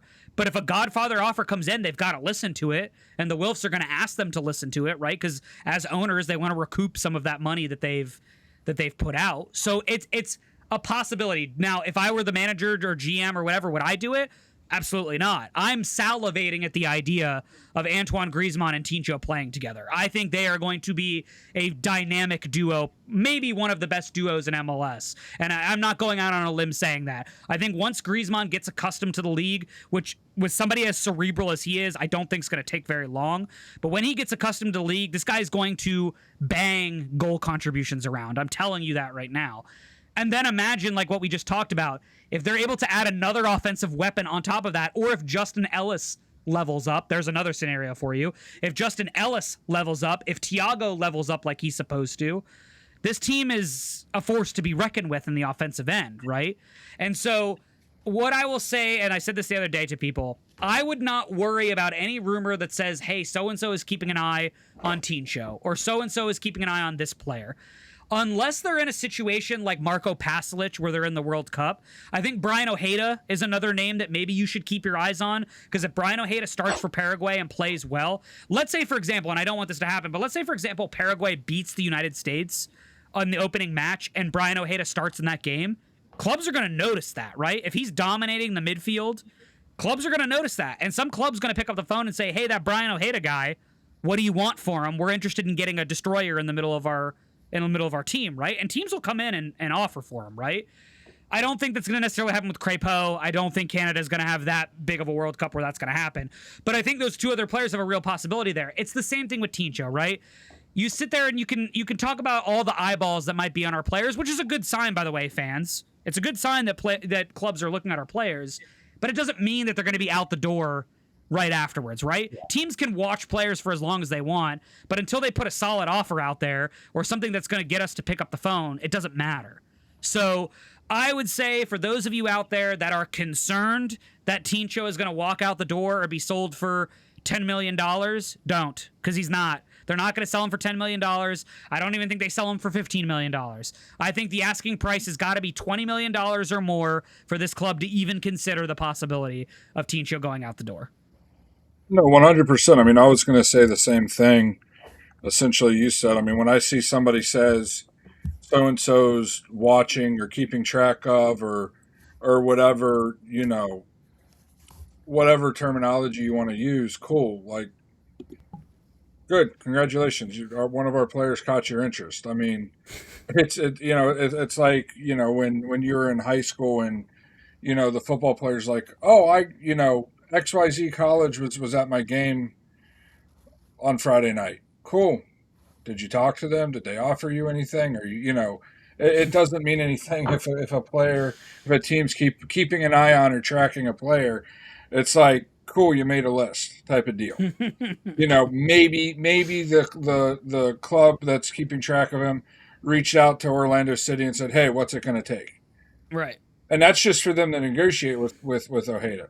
I think the easy part for the clubs is coming to terms with Orlando City, and then the hard parts, from what everything we've heard about Tincho's attitude towards living here in the United States and especially in Orlando, it's going to take a lot more than, hey, we're going to pay you double your salary. It's going to take they're going to have to pay him probably $6 or $7 million a year for him to move on. Well, and it's going to be other stuff too, John. Like, we'll take care of your family. We'll put your daughter in the best schools. We'll give you a nice fancy house and this, that, and whatever. Right? Yeah. Like, there's other things. Yeah. Some sort of, no offense to Brazil, but the way they treat footballers down there, some sort of security detail, all of that stuff. He doesn't have to worry about anything with security here because there's 300 million people living in the United States, and if we're lucky, 100 million of them even know who Orlando City is, And let me say this too, because obviously we talked about earlier in the show about his contract just being redone and how technically, based on the numbers, he can be bought down. I don't know if his contract scales as the years go on and if it ends up finally outpacing what the DP limit's going to be. But if it doesn't, what that screams to me is the dude's kind of a team player, right? He's still getting a lot of money. $1.8 million is a lot of money. There's no doubt about that, right? But on top of that, he knows almost to a degree that he's buying the team roster flexibility by him not being at the max cap. And again, I don't want to get into the DP rules. I can go on for days about how ridiculous I think they are. Because again, I don't think transfer fees should count towards anything. That's for TAM, DP, the whole 9 yards. I also don't believe that international roster spots should exist anymore. Some people don't agree with me on that, but I have and I won't go on that tirade now. We can always have an off-season episode about roster rules and whatever, right? But my biggest thing is that I think, in a way, this could have been Martin Ojeda looking at the club and saying, hey, listen, I want to win championships too, because I think he really does. And the way that I can do that is by not putting the club in a tough salary situation. Because I'm sure he could have sat down with, and maybe it was Ricardo, maybe it was other people in the front office. He could have sat down with them and said, hey, explain to me, like, if I make this much money, would this hurt the team as if I took $200,000 less and then I'm not hurting the team, right? Or there's flexibility there or whatever that might look like. So that would be really awesome if that were the case. I don't know that for sure. Again, I'm just speaking off the top of my dome here. That's not something I've heard from people, but if he did that, props to him, man, because it buys a lot of flexibility. Now, if you look at the rest of the roster, because I think this is a great segue to talk about the rest of the roster, there's a couple things I think right off the bat that you kind of have to look at. The first two things, and these are very trivial things, but I think they're things you need to bring up. Eder Tuesta and Tyrese Spicer have to get green cards. That's number one. Why they have not gotten green cards yet is astounding to me. And Eder Tuesta's contract is through 29-30 season, I think now, right? So if that's the case... I thought it expired at the end of this year. No, Tuesta just got a new deal. Okay, you're right. Yeah. So I think I got the years right on that, but please correct me if I'm wrong. But I think through all the options and whatever, he's here through 29-30 if they end up taking the whole thing. To me, if you're going to commit yourself to the club, and again, we can talk about whether or not he belongs here, you have to get a green card at this point. You've been here long enough. You got to get a green card. You can't cost the team international roster spots at this point. Get a green card, free it up. Second thing, Tyrese Spicer, right? He's been here for over a year now in the United States. Technically, when he was with Toronto, he could have started earning time towards it because MLS is a U.S.-based league, so he could have earned time towards a green card. But now he's definitely been here long enough. He needs to get a green card. That's the easy thing with the roster I think you have to do from the beginning. Now where it gets a little bit more complicated with the roster, and I'm curious to see what you guys think, because I know I've talked to Luis on LPO about this. I think you have to start looking at some of those TAM players and questioning, are you getting the bang for your buck at this point? Or is it time to start cutting, for lack of a better phrase, dead weight? Like, and again, I don't want to be mean, but with a salary capped league, they're kind of dead weight if they're not contributing, right? Yeah. So the first couple players that come to mind, Duncan McGuire has not had a good season this year. He's at almost $1 million a pop that we're paying him per year. Is he worth that? David Brecalo is earning, I think he's guaranteed, 1.4, and then you put some TAM in there.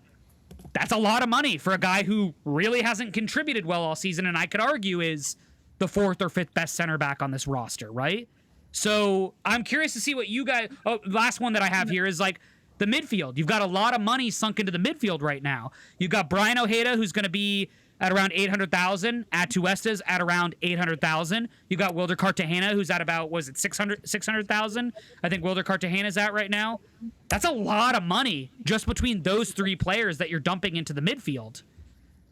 You got to think that you got to free that up a little bit. No, definitely. Yeah. And I just looked, Tuesta is 29-30 in a backtrack on Teen Show. Mm-hmm. Based on spotrack.com. His salary, which they're usually pretty, it's hard with the MLS because the new contracts aren't really released as far as figures and stuff. Mm-hmm. But they have him at the same salary through the 28-29 season. And then there's the option for 29-30. And if that's true, then he helped us big time. Like that was a let me help the team as best I can. And that's a true team player when this guy could have went out and asked for the bag after the season he had last year, right? 100%. He could have easily went to Ricardo and said, I want $3 million a year. Like, I earned it. I'm the best player on this team, done and dusted, right? But he didn't do that. And I think it's because for him, the bigger thing is, let's go win cups, man. I think that's what he's kind of thinking. Yeah, no, give me a lifestyle where my daughter doesn't have to worry about anything. And if everything goes right with my investments, my grandchildren don't have to worry about anything. Because, if you're making... whatever it is, basically $1.8 million a year or whatever it was. Yeah. I'd have to pull it back up. But over $1 million a year, you invest that properly over, I think his daughter starts school this year, over, just 12 years when she's 18. Yeah. You're looking at a lot of money coming with that. And it's just, but yes, definitely something in the midfield. Something has to give in the midfield. We've got so much money dumped into them Yeah. for them to be performing so poorly as they have. Um, I do think Atuesta, that they look to get rid of Atuesta.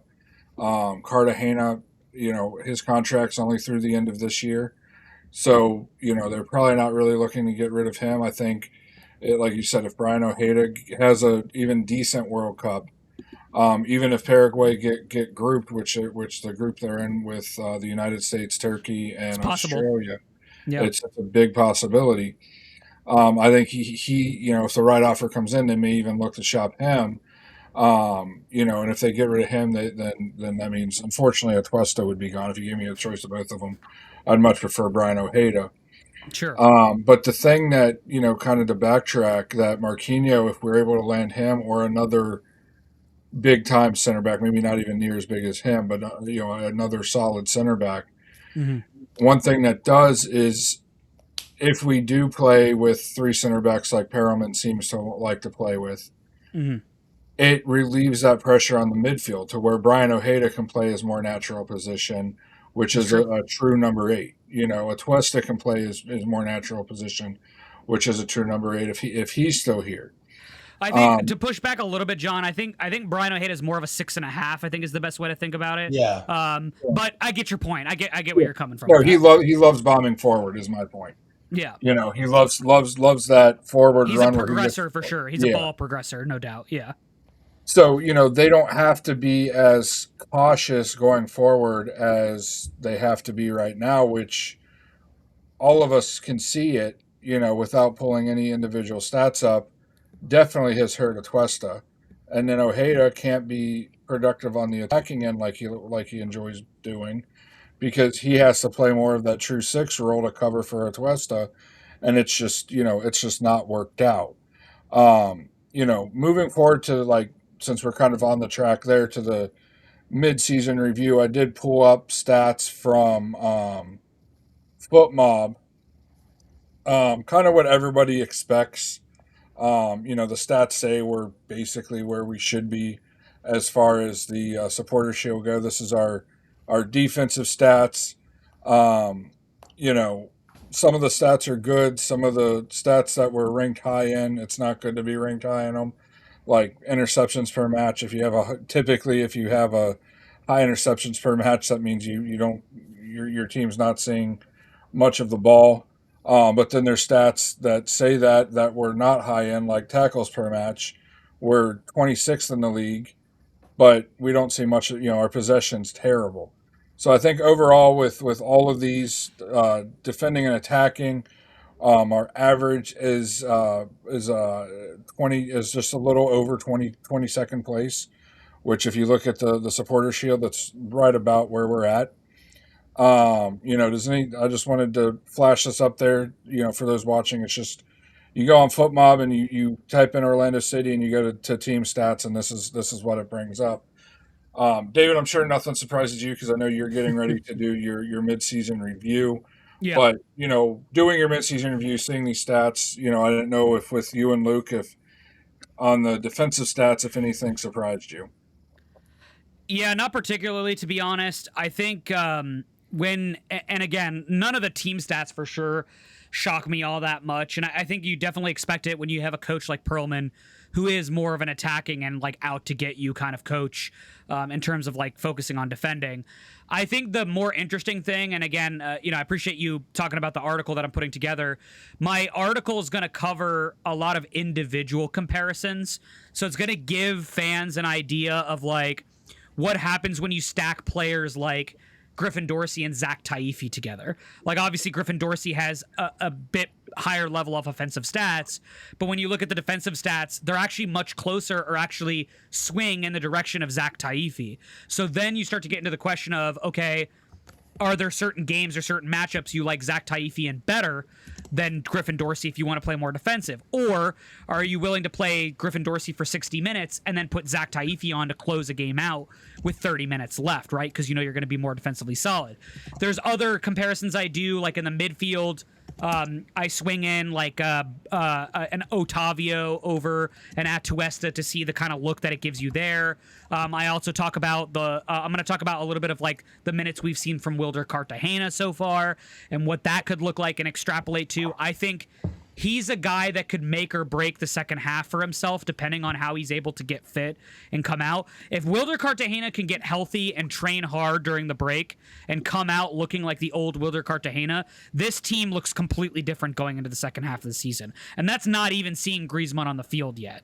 Wilder Cartagena being at his top level could change the way this team looks, especially defensively, right? A couple other things I'm looking at. I'm looking at Iago versus Marin and Brekalo when they're in the back line together. There's a very clear statistical argument to be made that Iago is the better choice out of both Marin and Brekalo, and I have some stats to kind of back that up. And then you want to tell the one stat that you told me before we went live that was very intriguing to me. So there's a stat for any of the stat nerds out there. There was a website put together by one of the I forget which outlet it was, but they got their data from American Soccer Analysis. And these guys at American Soccer Analysis do an excellent job at breaking down MLS, USL, college, and the U.S. men's national team statistically, if you go to their website. What these folks did, and again, I can't remember exactly which group put it together, but one of the sites put this together, and they have a measurement. American Soccer Analysis has a measurement called Goals Plus. And Goals Plus basically says that when this player is on the field, they either positively or negatively affect the goals scored in a game. So there's some obvious ones on the list that you would think of right off the bat. Tincho leads the list. He's at 1.17. So basically what that's saying is when Tincho is on the field, he is adding an additional goal and change to Orlando City when he's on the pitch, right? That should surprise nobody. Griffin Dorsey, 1.15. He adds another goal to what that looks like. Funnily enough, people aren't going to like this stat, but it happens. Eder Atuesta adds half a goal. He's at 0.45. He adds...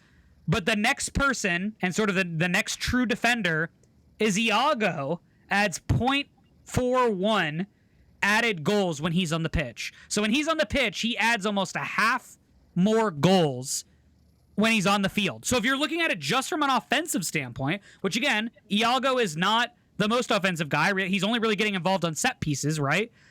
The guy still adds half a goal, and he's only had one goal on the entire season. So if you are just an attacking coach, and I guess at this point I'm talking to Martin Perlman because he's still in charge as far as we know, he adds half a goal for you, buddy. So you kind of have to find a way to get him on the field, no? Like there's like that right there. And again, when you look at his defensive stats, and like I said, I break this down in my article and get deep into it.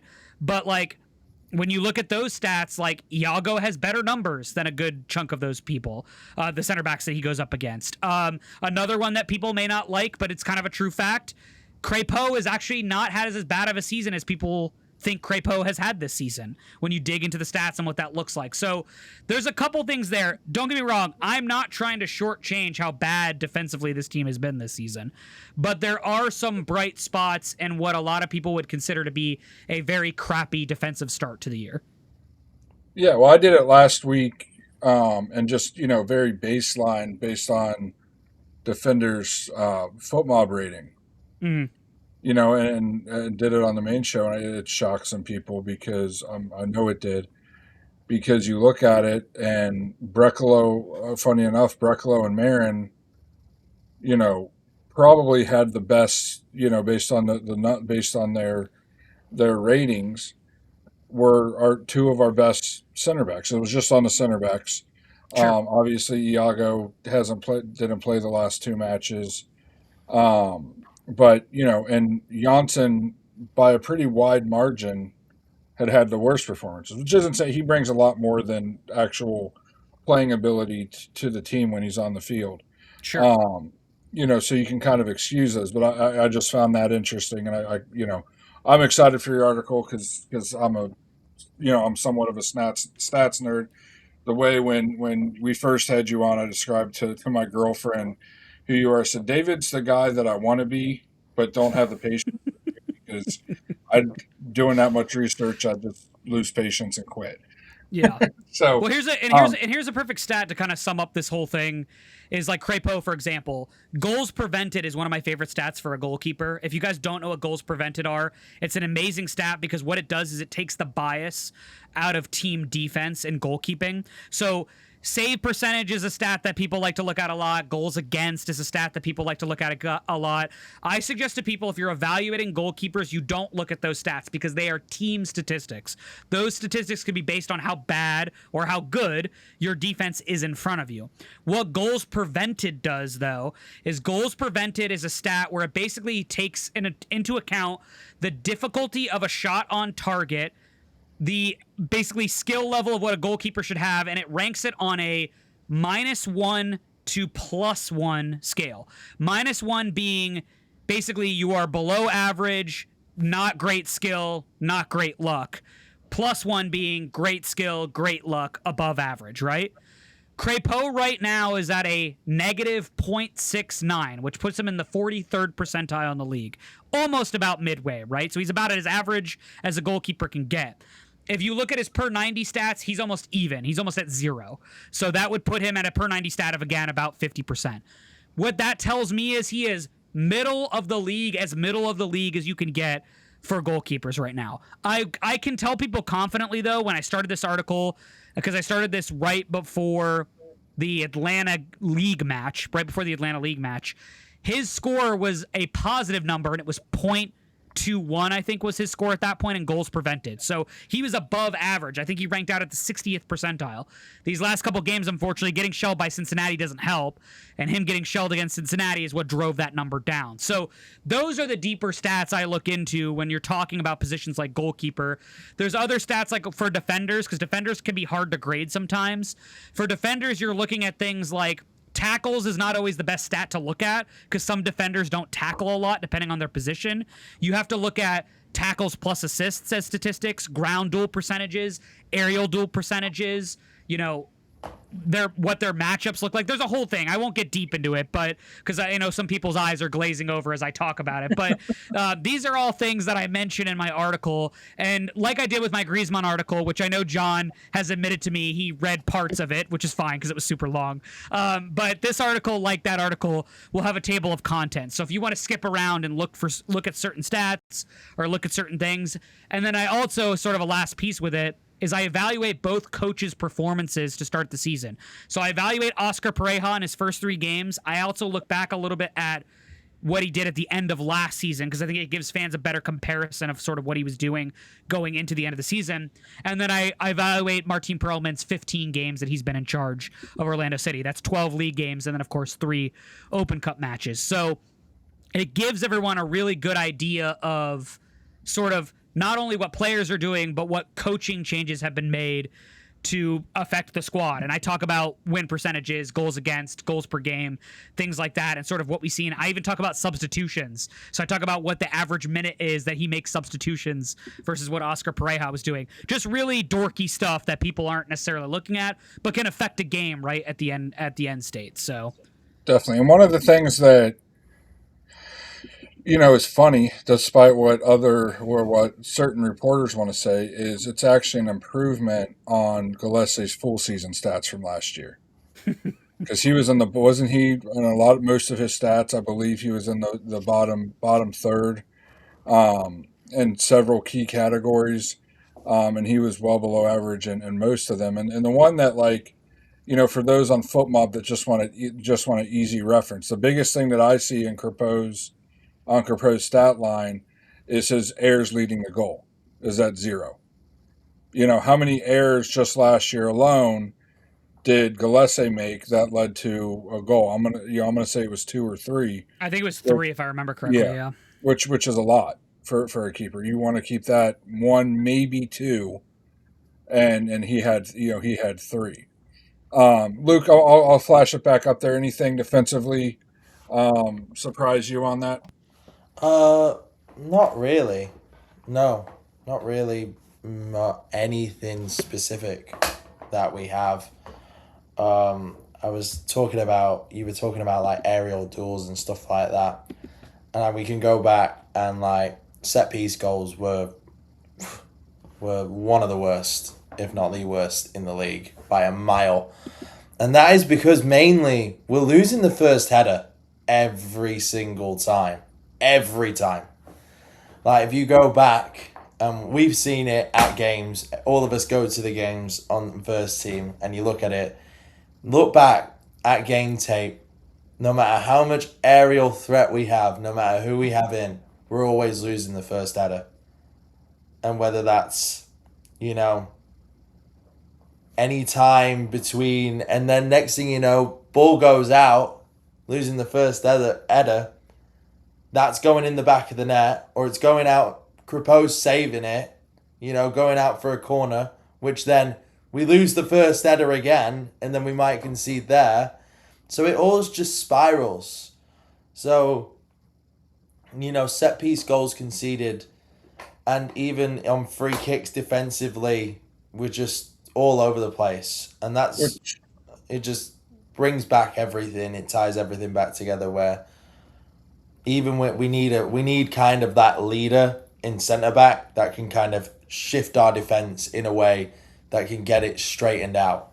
Beyond coaching, we need a coach on the field more than anything else. And I think with that Marquinhos rumour, it kind of ties it back together and gets it.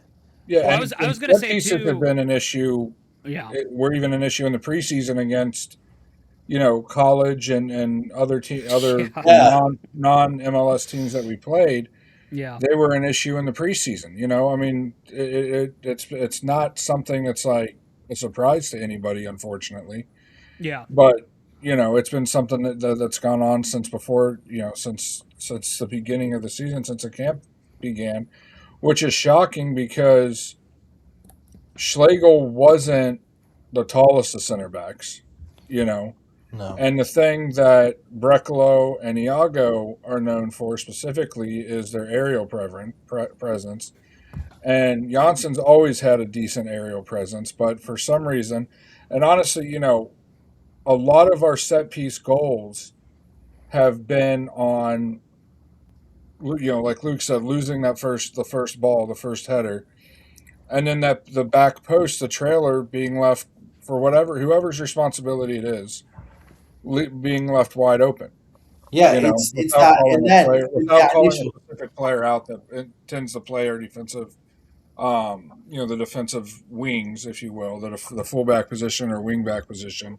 Everybody knows who they are, but you know, those are the two areas that we've really struggled with. Is that the late runner on those set pieces? Yeah, with that initial header stat, it's like it also could lead to just just complete pandemonium in the box, which then just leads to all types of goals. Like, you just think about it, and you think all the time when you have a set piece, something statistically we lose the header most of the time. Then it's scrappy defending now, our whole set piece. We can't get our ball in order. Next thing you know, we've got like a defender running out, and then but he also plays in the advantage of we can play quick on the break as well.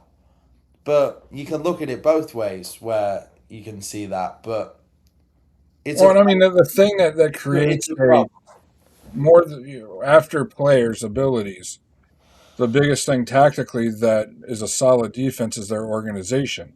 Yeah. And if you're not winning that first ball, or the first ball is going nobody's even touching it and it's hitting the ground, kind of like you said, it's mass chaos in the box and there's no organization because you have a center back picking up the guy on the wing. You have one of your strikers now playing center back, and everything's thrown out of whack, and it's not something that works ever consistently. Exactly. And Ever any correlation to consistency is blown away. it's all consistent in the sense of defensively we're all over the place. Again, when I see Thiago running down the wing and he's marking like an NYCFC attacker, for example, I'm thinking, Well, don't where's even my get me started fullback? about that game. Was that the game we started him as a fullback? Yeah, and I'm thinking, where's my fullback? Because he's not one. So it's just like defensively, we're just scattered, and maybe Well, this. I do know. I know you're talking about like having a player on the field that like helps with the set pieces, and obviously, I think that's going to go a far way. But I'm almost convinced that this club needs to invest in a set piece coach whenever they Yeah, decide what they're going to do with manager, right? And set pieces on both sides, right? Defending and attacking set exactly. pieces, because I think we're so inconsistent with set pieces on both sides, where it's like sometimes we look brilliant when we score them, and then other times we just look so lost. It's like, what are we doing? Like, do we even drill this? It's even not even the set piece. It's who we put back, right? Mm, Because hmm. sometimes it's even little stuff like that, like who is the last man in our defense, and realistically, it should be easy. It's the fastest player, but we know that it's not as Yeah, but easy as that. Angulo's missed two this year, both of them almost resulting in a goal the other way. That's what I'm saying. Yeah. Is like, So to is it me, the fast? it's like yeah. Normally, it's the fastest guy, but like to me, I'd rather be like get a guy who's maybe a little bit slower, but is more physical on the ball if the ball comes to him, Exactly, who can or is going to fight for the win the ball? aerial, right, or whatever Yeah, it's going to be, right? Like I don't exa- need it to be necessarily because like maybe Angulo could be the second like farthest guy back or something like that's that. He what doesn't I'm have to be the saying. It's guy. because maybe Yeah, he can catch up to that forward because he sure, is so quick. right, And it's all how we set up from the set piece happens from the last man at the back to the front man and to the very first man in the box. And it right. just seems a bit all over the place when you have that. And like you mentioned before, the last man is an Angulo. He's not the answer to putting in a challenge in the middle of nowhere, is he? Right. Right. He's he is literally the last resort. He's Right. not the last man, he's the last resort. Yeah, to me, So it should be who's a really good 1v1 defender that's still quick, that maybe he's not going to exactly. give you what you want in the box, Yeah. right? Like, and maybe that's Marquinhos. I don't know. To be honest, I haven't dug that deep. I don't know what his set piece like goals look like, or if he's a factor on set pieces. I'd have to dig into his stats. What I But do know about Marquinhos though is its intelligence and sure, experience in being in that position. yeah, And it's about presence.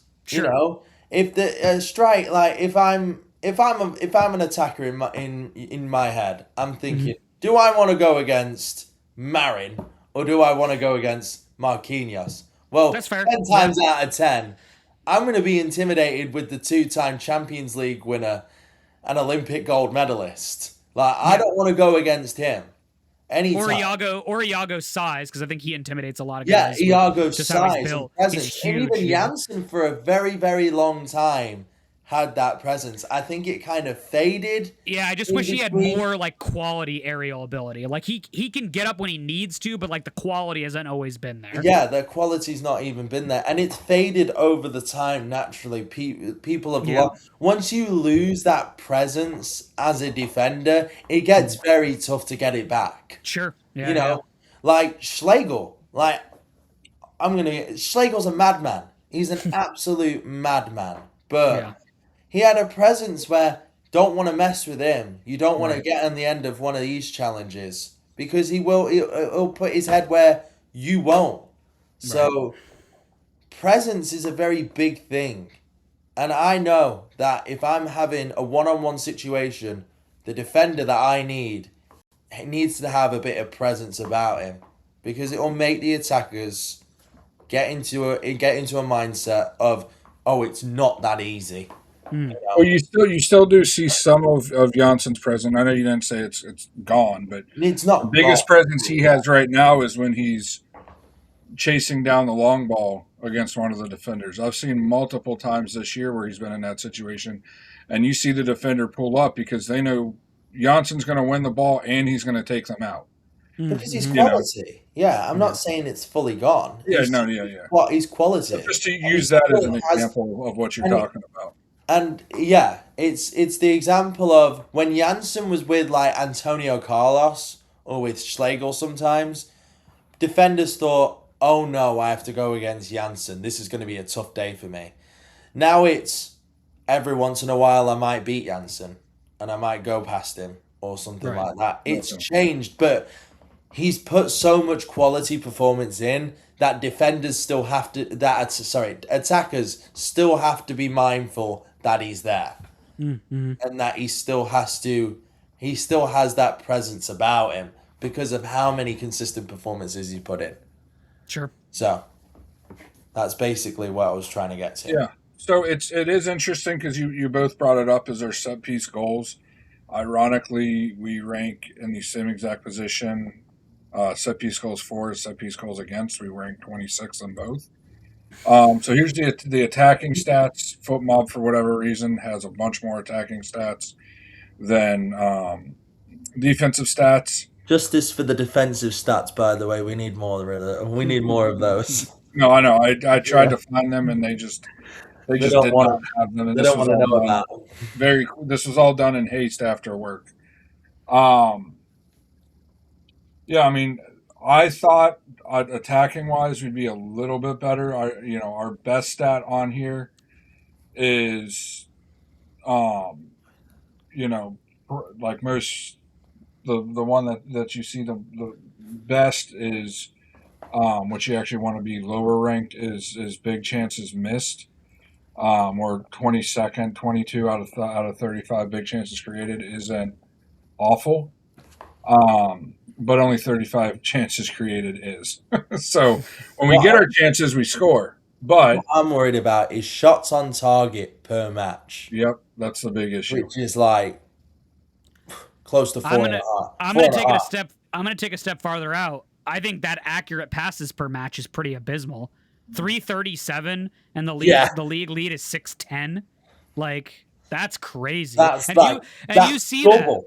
And you see that, right? Because like you look at this team and you're like, yeah, there's a lot of passes that don't come off with this team. There's so often you look at it and you're like, why didn't that pass connect? Or why was that pass put there? Like, just bad. Like, that just shows you that they're not crisp when they get on the field, right? There's no it drives me crazy that we're even to that point. I mean, that's crazy. But John, the best stat on the screen that you missed was penalties awarded. We have 3, which puts us in 9th. So, I don't know. You can take penalties to me, penalties are neither here nor there. I mean, it can change matches, but it has nothing to do with the quality. Because wasn't it one year like Toronto was like bottom of the table and they led the league in penalties? I think something like that. So, yeah. And in football terms, but you're 100% right, David. I mean, the accurate passes, the accurate long balls, accurate crosses, especially long balls and crosses, bad. We're just terrible. And I mean, we're 3 places from the bottom. Yeah. And in football terms, it's like you create it. There's a terminology. You create your own luck. Right? Mm-hmm. You create your own luck. You get put in difficult areas, you put stuff in difficult places, and then you get punished for it. The same way that penalties awarded. If we're not a threat, right? If we're not being a threat in the attacking wise, we're not going to get penalties. There's no way. Well, and here's the other 2 stats that kind of stick out to me. Corners are ranked 25th. We only have 60 on the year. San Jose almost has almost double the amount that we have. Again, not normally a stat you'd think about, but again, if you prioritize set piece delivery, you could turn those into legitimate chances and potentially goals, right? If you're getting corners. The other one that I don't like as well is touches in the opposition's box. We're only at 316, which ranks us 23rd in the league. Miami is at 467, almost a full over 100 more than what we're putting in there. That's crazy. Because again, if you're not getting touches in the opposition's box, you're probably not scoring goals, most likely. So unless you're scoring belters every week, which is not happening. No. And by the way, for those wanting the math, that's only 3.5 touches in the opponent's box per 90 minutes per match. That's bad. That's bad. That's awful. So that means out of 3 attackers, right, you're averaging a touch a game. Like, correct me if I'm wrong if that's the correct math. So and no offense, you don't want Angulo to necessarily be the guy touching it in the box because his final ball is still not exactly. It's still not there. Yeah, no, the final product is nowhere near what it's supposed to be. No. I bet if you looked at it though, and again, it's probably something I can look at, during this break, but I bet Angulo's second assist numbers or second pass numbers are probably really high. Like in terms of creation and things like that. I'd have to go back and look at it, but I don't have those numbers in front of me. But I bet, now that we talk about that, I bet that number is really high for him this year. One statistic I bet you is distance covered. He covers so much ground. Like, Him and Brian Ojeda probably have a ton of distance covered in the first half of this year. like he probably covers like a 10K every game. But it's not how far you run, it's what you do with the ball. Yeah, for sure. Yeah, now I was going to say the same exact thing, Luke. I mean, a lot of Brian Ojeda's distance covered is because he unnecessarily dribbles it up and dribbles it into the attacking third, and then tries to out dribble 2-3 guys, loses it, and then has to track all the way back. Exactly. It's like Angulo runs around constantly, and like, what does he run around for? I bet you he could cover half the distance and yet still get as much production as he does. So Playing wingback, I mean, that with how he's been playing wingback this year. Yeah, it's tough to say that. I mean, I would be willing to bet he's probably highly ranked as far as players go and total recoveries per 90, all of that jazz. He has to be one of the higher rated players in that too, which is coincides with long distances ran as well. Yeah, I agree.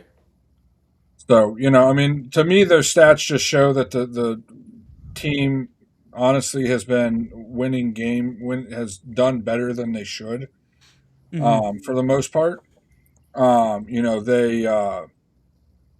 It shows that, I mean, I'm sure if you looked at our first 3 matches with Poppy here, it's better than it was, after those first 3 matches.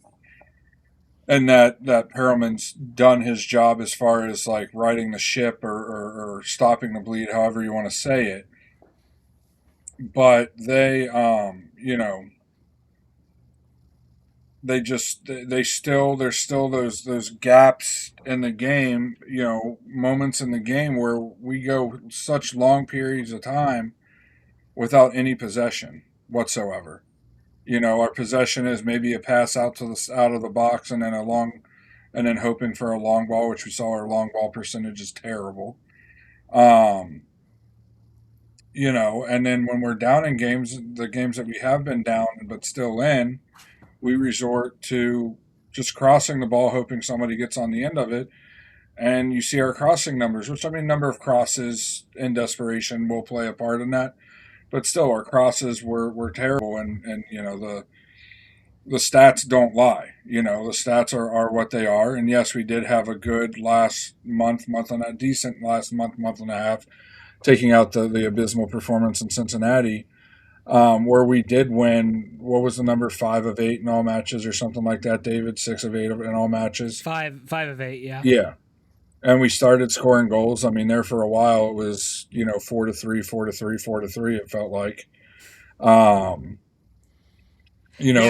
it's the souring at the end of the break that kills it for me, right? Like you build all this momentum. You draw your rival in the first game, which I still don't think they should have drawn that game. They should have won that game. They should have found a way to win, and then you blow the brakes off of them midweek.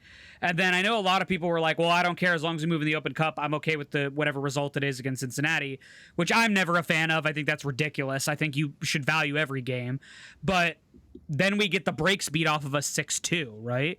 And a game that should never have gotten out of hand, because at one point that game was 2-2 with Tincho tying it up for us on the free kick. And then we completely just lose the plot, right? I mean, that's not the way you want to go into the break. And it's just one of those things where, listen, like, I've been lucky enough to talk to obviously various people at the club and various other sources about how this is.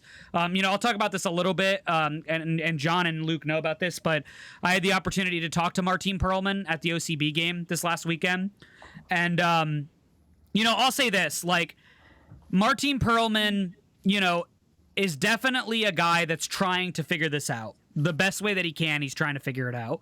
And, he seems to have a lot of ideas, and he seems to have a lot of, like, where he sees the direction of the team. And, of course, like everybody else, he's excited about Griezmann. He's excited about the potential of what we could add and what we could change with the roster and all that kind of stuff. But the thing is, and what I get back to at the end of the day is, the front office needs to continue to ask itself the question, is this the guy you want the next 2 years on what I would argue is maybe one of the biggest windows this club has in its history, right? With having the level of player that you're getting in Antoine Griezmann and the prime that you have Martin Ojeda in currently, with the potential to add another, if not maybe 2 designated players to this roster to raise the level even further. Are you willing to mortgage that 2-year window to hope that a manager figures it out? And I'm not one of those people that wants to hedge that bet. I'm more of a guy that would be hoping to get something that's more of a sure thing. I don't want to take away anything that this guy has done to start the season. He's obviously put us in a situation to obviously win an Open Cup. There's no doubt about that. We've got 2 games left to really do that. You win the next 2, you're lifting a trophy. But Oscar Pereja did the same thing, but he never got us an MLS trophy, and he never got us a supporter shield. And with arguably less of a team as well. Yeah, so to me, it's like I always said when I was pitching for Oscar to go, at the end, was I want a manager who's going to get us to the level where we can raise not only an MLS Cup but multiple trophies a year. I want to see this team compete in a CONCACAF Champions Cup and win the damn thing. I want to see us go to the Club World Cup, probably get the brakes beat off of us by PSG, but have an opportunity to go to the Club World Cup and showcase this club to the rest of the world while they're watching. That's what I want from this team. I don't want to, every couple of years, compete for a U.S. Open Cup, and that's about as far as this club gets, or squeak into the playoffs. And I say squeak into the playoffs because last year I'm not one of those people that believed we made the playoffs, and then get the brakes beat off of us by, another team. Like, that's not what I want anymore. We got to aim higher than that. And if you're going to bring all these players in, especially world-class players, and all these things that you're building around them, and a very hungry U22 squad that's looking to, like, ball out and do what they can do there, do you mortgage that on a guy that didn't even win OCB a championship, who didn't even go deep in the playoffs with OCB, who's been around this guy that you just got rid of for 2 years? And sure, he helped the attack while he was around, but he didn't help this team lift any more trophies. So it's just, listen, and again, when I always say this, and I know you guys know this, and I'm sure the people that watch my LPO know this as well, I have nothing against the guy personally. I have no issues with him. I think he's a nice enough guy.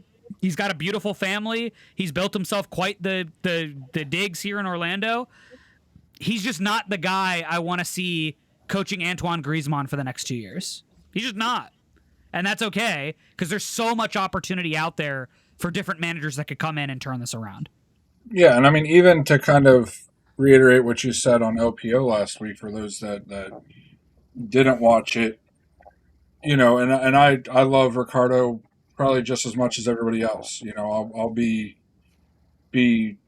supporting him until probably almost to a fault, because I really do believe that he knows what he's doing. But the one thing that would change that is, and no offense to Perriman, I would reiterate everything you said, but sometimes the kids say now, and Luke, you're one of them, there's levels to it, and unfortunately watching the matches and seeing the stats, Perriman isn't at the level that we need, even if Griezmann wasn't coming, even if we just had a couple, reinforcements coming, a couple squad players coming.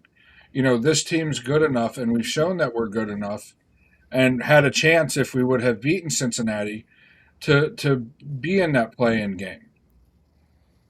Yeah. And it goes back to what my big gripe with the ownership and the former front office, and you said it at the beginning, earlier in the show, David, is we never upgraded positions. We always just refilled it with somebody that was about as good or just as good.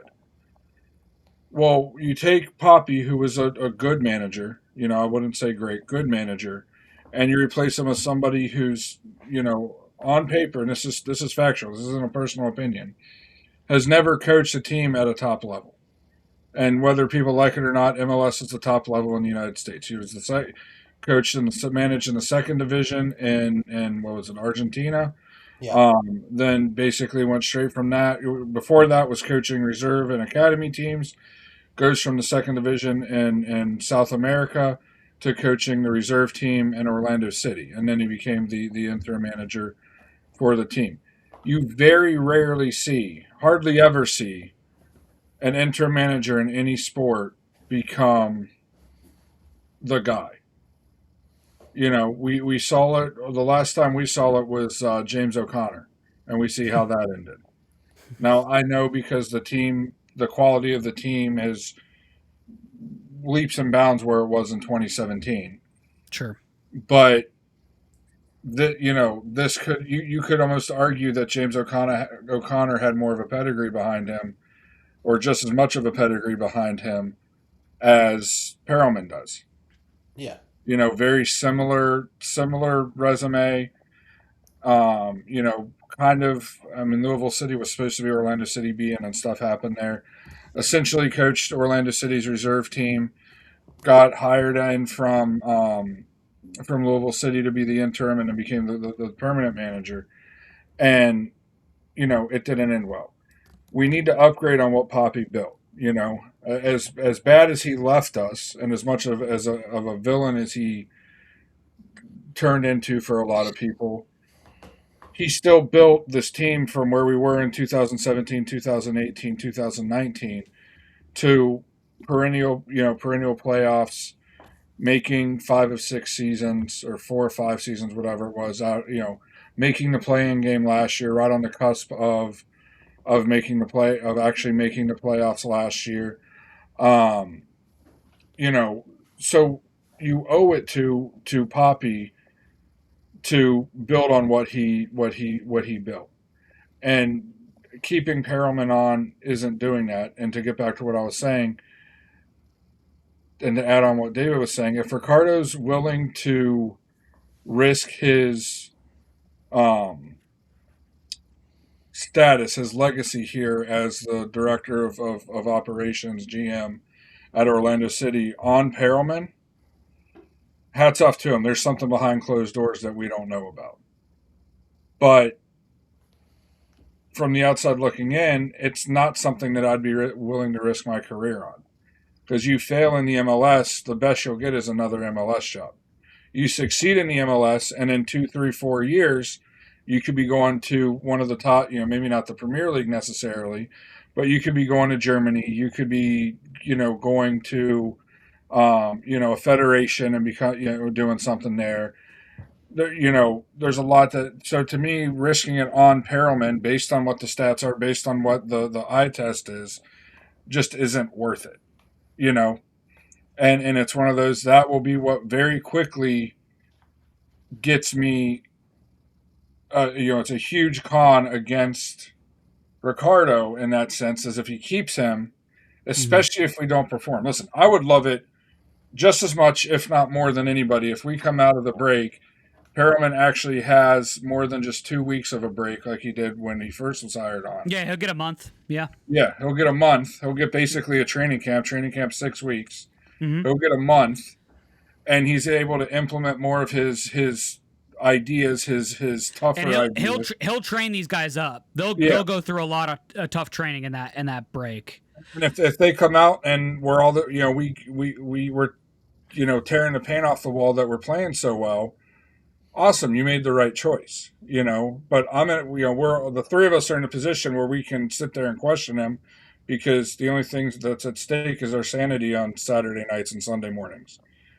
And Monday night. Well, and let me say this, John, to kind of complete your thought. I'd love for when we get to the 20th anniversary for Orlando City, for us to be able to look back fondly on Oscar Pareja and say, hey, this guy built the foundation for us to lift 2 MLS Cups and a supporter shield, or lift a couple of mix of trophies and play in a Club World Cup, right? Like, those are the things that I want to be able to look fondly for. And that's why I think I just don't know that this guy is the like is the person to do that for us, right? And the other thing too about legacy building is obviously Ricardo's a younger guy, so he's not thinking of necessarily about his full legacy, but I think he's in a unique position right now to kind of think about his legacy, to look at it and say he could arguably in his first 2 to 3 seasons become the best general manager Orlando City has had in its existence if he gets the manager and the rest of the roster moves right. Like, I think that's just a fact. And again, the history is not great. We've had some bad general managers to start, like McDonough, Budalic, and I can go down the list and name all the clowns that have been in charge of this front office. Luis Muzzi, again, was part of that Parejo thing of like turning the ship around, right? Of like trying to understand that. The problem with Muzzi is you couldn't do in the league deals because nobody liked dealing with Luis Muzzi, but you know, he was very conservative in the transfer market as well. You take that with a grain of salt, but like I think Ricardo has an opportunity to build a legacy for a club that he says he loves, like his second club, right? Like obviously his first club will always be Flamengo. He's from Brazil. It's always their, whatever their first club is always going to be their first club. But he'll tell you this. I'm not telling you anything that's not a secret. His second love is Orlando City through and through. The guy turned down job offers to stay at Orlando City to know that he was eventually going to get the chance to GM. And that's why I think as a fan, if I take my journalism hat off, the little journalism hat that I might have, when I look at it as a fan, I bleed that, right? It's like, good, this guy bleeds with me, not physically in the terraces, but he's with me, right? In spirit in the terraces, right? He takes the losses as hard as I do. He celebrates the wins as much as I do, right? And we've seen that from him. That's awesome. But then that means the business side's got to match that. And you got to show through your business. And I get it. You can't be reactive as much as fans want to be. There has to be a balance to all of these things. Mm-hmm. But the thing is, you're not tied to this guy right now. He's an interim. So you can pull the plug whenever you want. And so that's why I'm kind of saying, like, this is a perfect get out of jail free card on top of the fact of you're going to have the most robust manager market you're going to have in the next 3 years, right? Because the World Cup is going to blow up the manager market just like it's blowing up the player market right now. So, and because this is another thing online, and I'm sure you guys have seen this, and this is what drives me crazy, is for some reason people think the front office can't do multiple things at once. Like, I'll post a rumor about an attacker, and they're like, but David, we need defenders. Yeah, no shit. But, like, the front office has got to do all these things at once, right? Like, they can look at defenders and attackers and a manager. There's hundreds of people, not hundreds, that might be a little high, but tens of people in the front office and scouting department whose jobs are to make sure they supply this information at the drop of a hat, right? If Ricardo's scouts can't give him scouting reports on Marquinhos, Richarlison, Gignac, anybody else we've been linked to at the drop of a hat, they're failing. Period. I hate to break it to you, but they are. And then also, if Ricardo goes to them and says, hey, guys, I need a center back, but I don't need one that's as expensive as Marquinhos. What are our options? They should have lists of players for him, right? Here's the already profiles. prepared. We're looking at. Yeah, exactly. So if they're not doing that, then they're not doing their job. And I'm not saying that they're not, but those exist, right?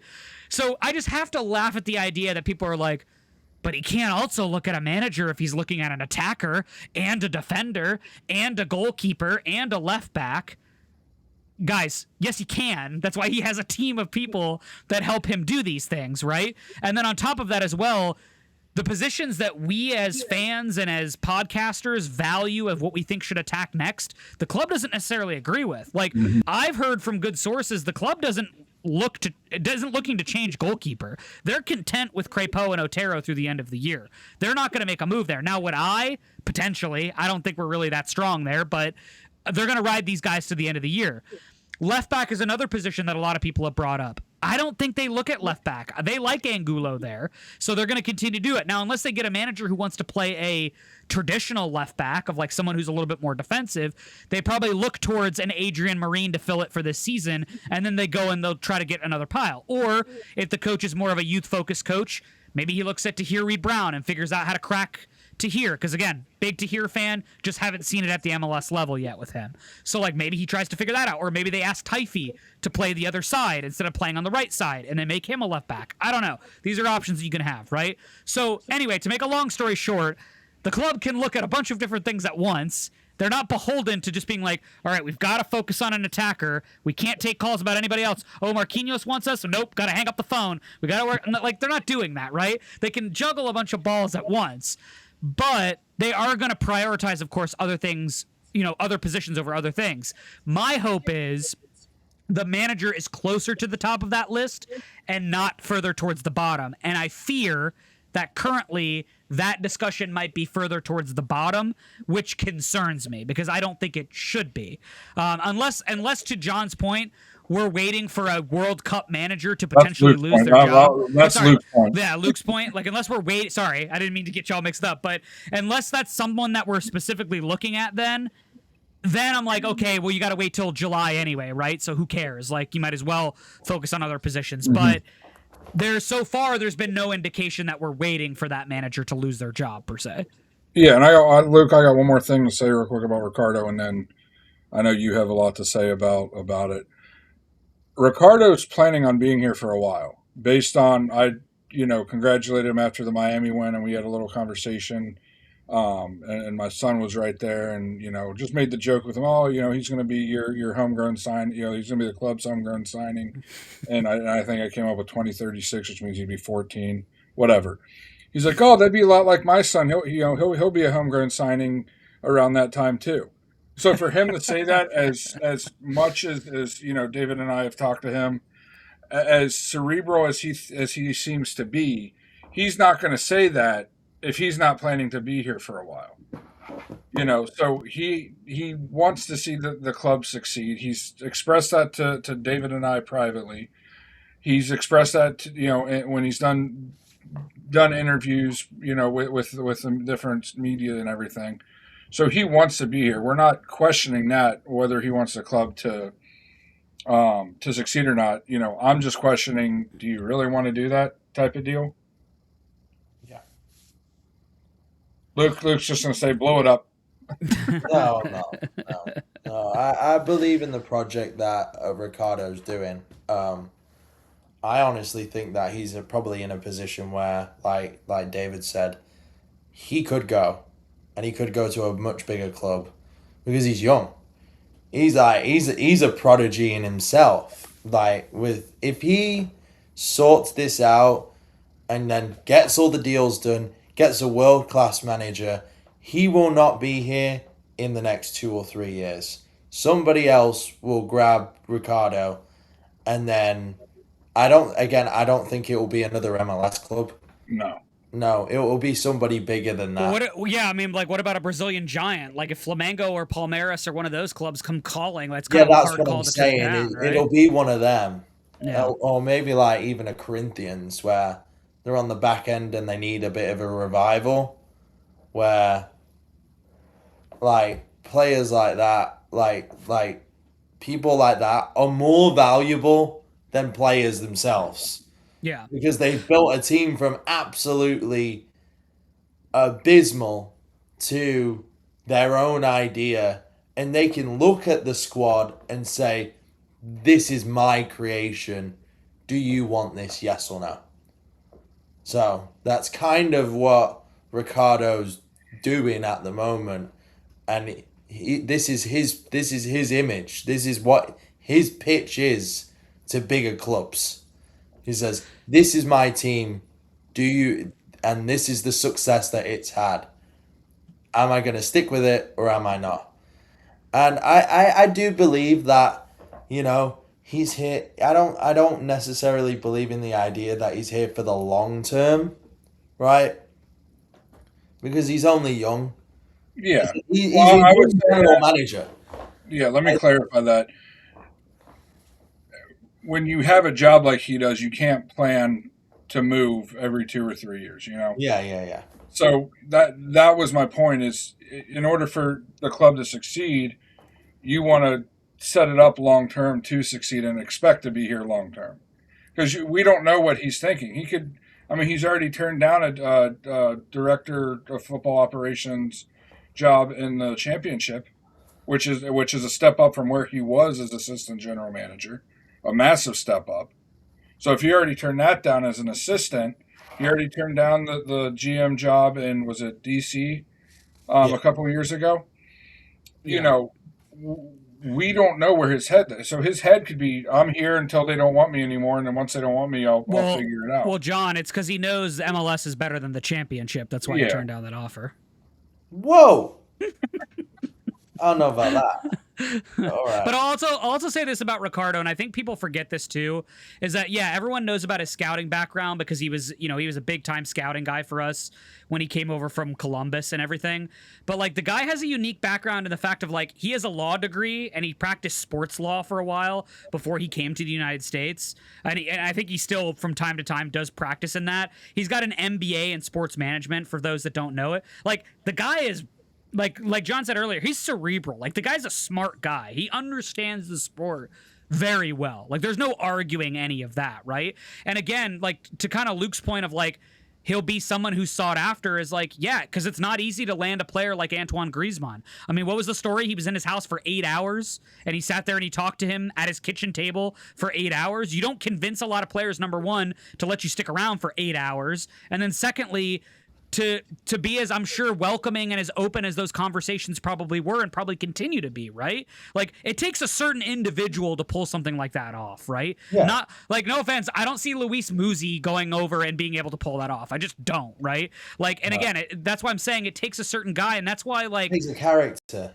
That's why I was gonna say like for somebody like Marquinhos, like, and again, he's gonna have the Brazilian connection with that as well. Like, is that a hard conversation for Ricardo at this point? He already convinced Antoine Griezmann to come over. So, like, how difficult at the end of the day is it going to be, hey, fellow countrymen, I'm building this amazing project in Orlando. You're going to live the sweet life in Orlando, love all this stuff. Your family's going to love everything there, too. I'm bringing Griezmann in already. I can bring more pieces in as well. Let's go win some cups, and let's let you take it easy and not get taxed to, oh, bejesus on your income either, right? Like, I mean, how hard of a sell really is that at the end of the day? And of course, he can sweeten it up and do all the things he's going to do to convince him to come over. But like, that's what we're talking about here. That the Stars love, is no matter who we sign, if it's Richarlson or Marquinhos or any of them, players of that status, when they're at any of the big soccer nations, they're swarmed. I mean, everybody's, I'm sure, seen the video of Cristiano Ronaldo and Messi are on another level.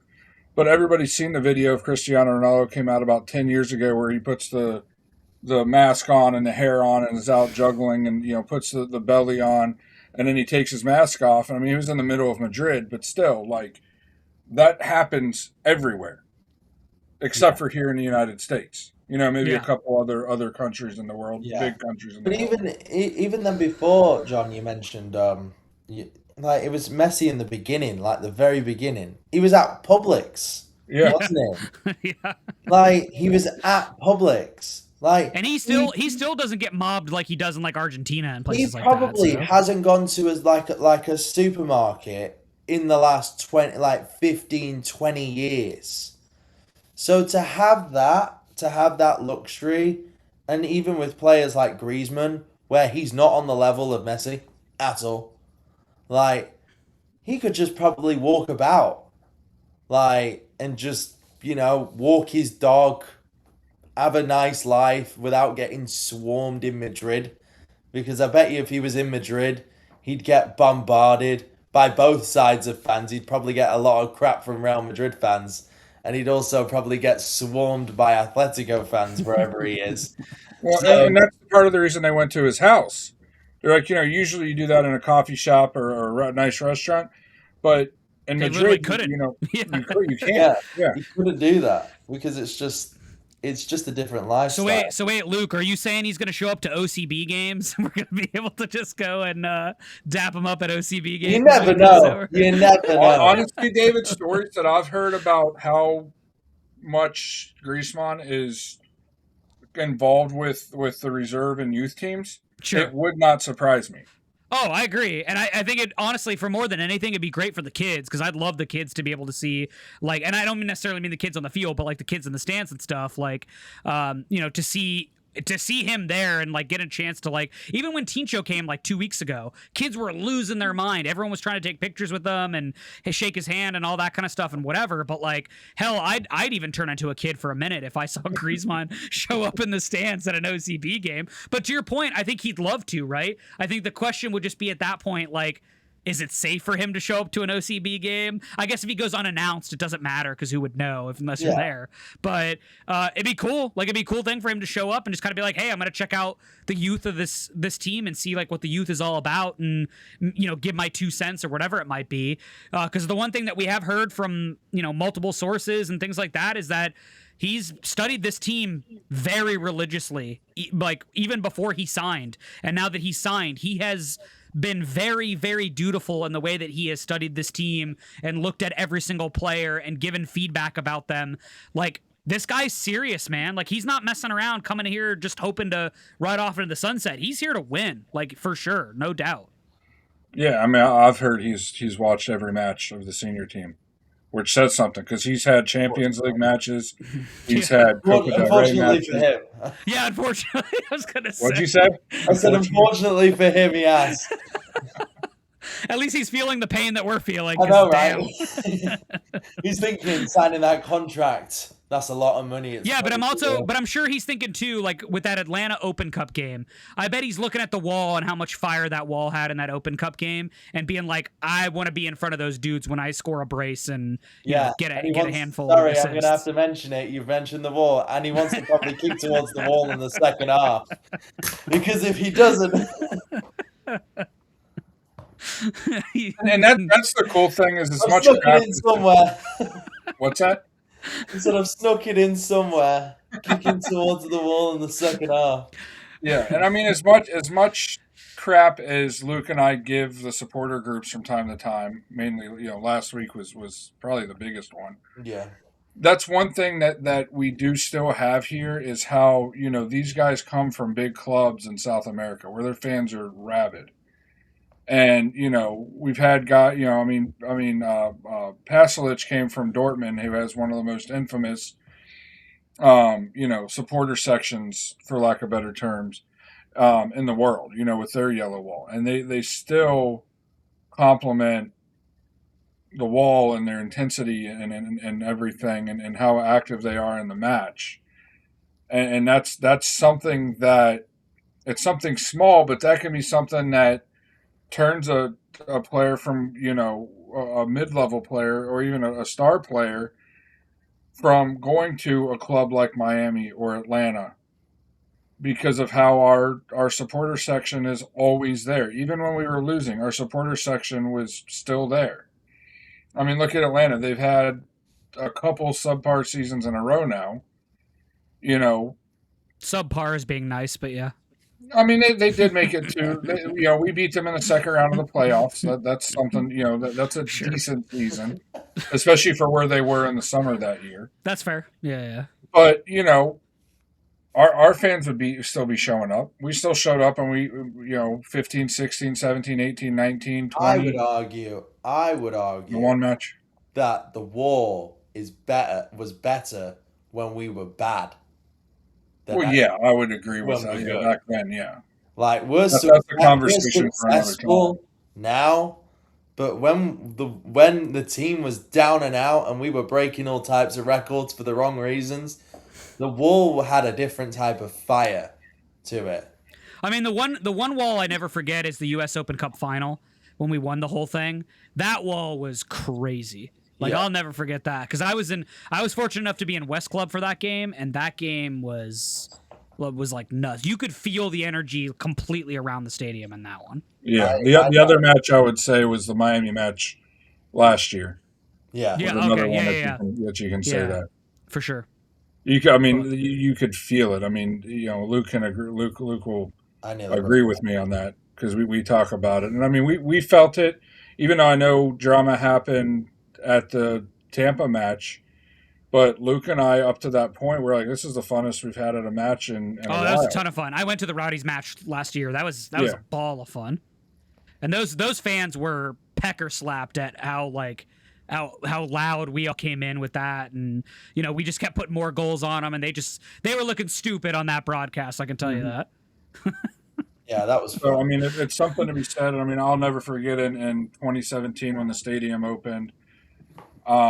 It's when their name was like Total 90 or something like that. I think COVID they kind of they stopped, but they would tour. They go to different Oh yeah, I stadiums remember and what you're talking stuff. about. Yeah. And one of the guys was an Arsenal fan, and Oh they yeah. were next So year. Yeah, yeah, Copper. and they were in the wall, and he's like, "I wish we could have this atmosphere at the Arsenal games. This is insane." Unfortunately, And I that's mean, it's still there. It's still, it's still there in the big matches. It's just about getting it there for, the Every not so match. big matches. Yeah. So, but we'll see where we go. Here over the next month and a half, 2 months. We're still a month and 11 days from the transfer window officially opening. I like this time, right now, I like, that we're hearing these rumors already. If you go back to December, we didn't really hear anything until later December. So that's a Well, welcome sign. John, I want to say this. I want to give people this idea because don't be alarmed if around the time the World Cup starts, which is June 11th, if you start to hear some stuff die down a little bit, because clubs will be focused on what the national teams are doing, and obviously the World Cup is the biggest spectacle in our sport. But once you get through those breaks, like when you see a break in the group stage schedule, or like once it goes from group stage to, the knockout rounds, you'll start to see those rumors pop back up again. Yeah. So don't be alarmed if you don't hear anything or don't see anything. It's just sort of how these rumors goes. Now, some clubs will try to work through this break and they won't give a crap and they'll try to pull as many guys as you can. But if we're going big fish hunting, like it looks like we're going big fish hunting, don't expect to hear any news about Marquinhos in the middle of the World Cup. That dude's going to be focused on the World Cup. He's not going to be focused on anything else. For those of you that don't know, and I just looked it up myself, he got named captain for Brazil's World Cup this year. So, he's busy with all the things that he's doing with that. He's not focused on Orlando City making offers to him and all that kind of stuff. He's going to let his entourage deal with that and then maybe at some point meet with Orlando. But some of that stuff's going to go quiet. The only people you're going to hear about are people who are going to want to steal the cycle. And that might be somebody like a Richarlison who might be like, hey, I want to stick it to Ancelotti for not calling me up to the World Cup. Why don't we announce my thing right now in the middle of the World Cup because I want to steal attention away from whomever, right? But for the most part, though, you're going to see stuff die down a little bit. Yeah, especially with the big players. I mean, you may, the time to sign a left back that we'd probably be looking at if we're even looking at one, would be right around that time possibly. Somebody wanting to get their notoriety because there isn't going to be much transfer news from the big teams. Same with coaches. It could be a coach that's like, hey, I didn't get these big jobs when they were open and I've been, unemployed for X amount of time. You may see that during the start of the World Cup. Potentially, I'm just spitballing. So yeah, great point there. You got anything, Luke, other than kick towards the wall in the second half to wrap it up? No, I still want us to. It's just so painful. I might actually switch my season ticket next year for the other end. Well, see, if you do that, Luke, and then they do start kicking. The nice thing about being in the wall now is the way the teams played the last 2-3 years is all the action's on our side. Because both teams are kicking towards, but we dominate the first half usually. And then, so the ball's all down on our end. I might do my own episode on my own talking about statistics of why I'm so serious about this because my own segment. Listen, I'm biased because they kick towards me in the second half. I know, I'm right? on the south end. So I can't talk much. For those that don't know, I'm in section 3, so they're kicking towards me. I know. What name for people that sit in those seats? No, they're not. It's the people on the is it the east? No, the west. West. On the west. West and east. They both have a club. Yeah, the prawn cocktail brigade. There's tons of clubs now in this club. They're everywhere now. That sideline part, and then there's the corner. I know. This is crazy. Sideline social and whatever they call the corner down by you, David. Yeah, that has 2 people sitting in it every match. Yeah, I can't keep track, brother. I really can't. Next thing you know, it's just gonna be a bunch of wheelie chairs and stuff like that in every single section. It's we're gonna have a capacity of 8,000 seats because all of our seats have gone for wheelie chairs. I don't know. Listen, for a bias, I kind of want them to take some of the seats out in the corner across from me and put a screen over there and have screens on opposite ends of the stadium. But yeah, I'd like that. Awesome. I'm a little biased. Did you know that the 2 corners opposite of you were supposed to be left open? No, I know. I remember that. Yeah. I remember those plans. That's why now I'm like, can we just cut off a part of it and stick a screen up there? Because like it would help me out because I don't have to like move my neck every single time I'm trying to look at the screen. Yeah. So, Yeah.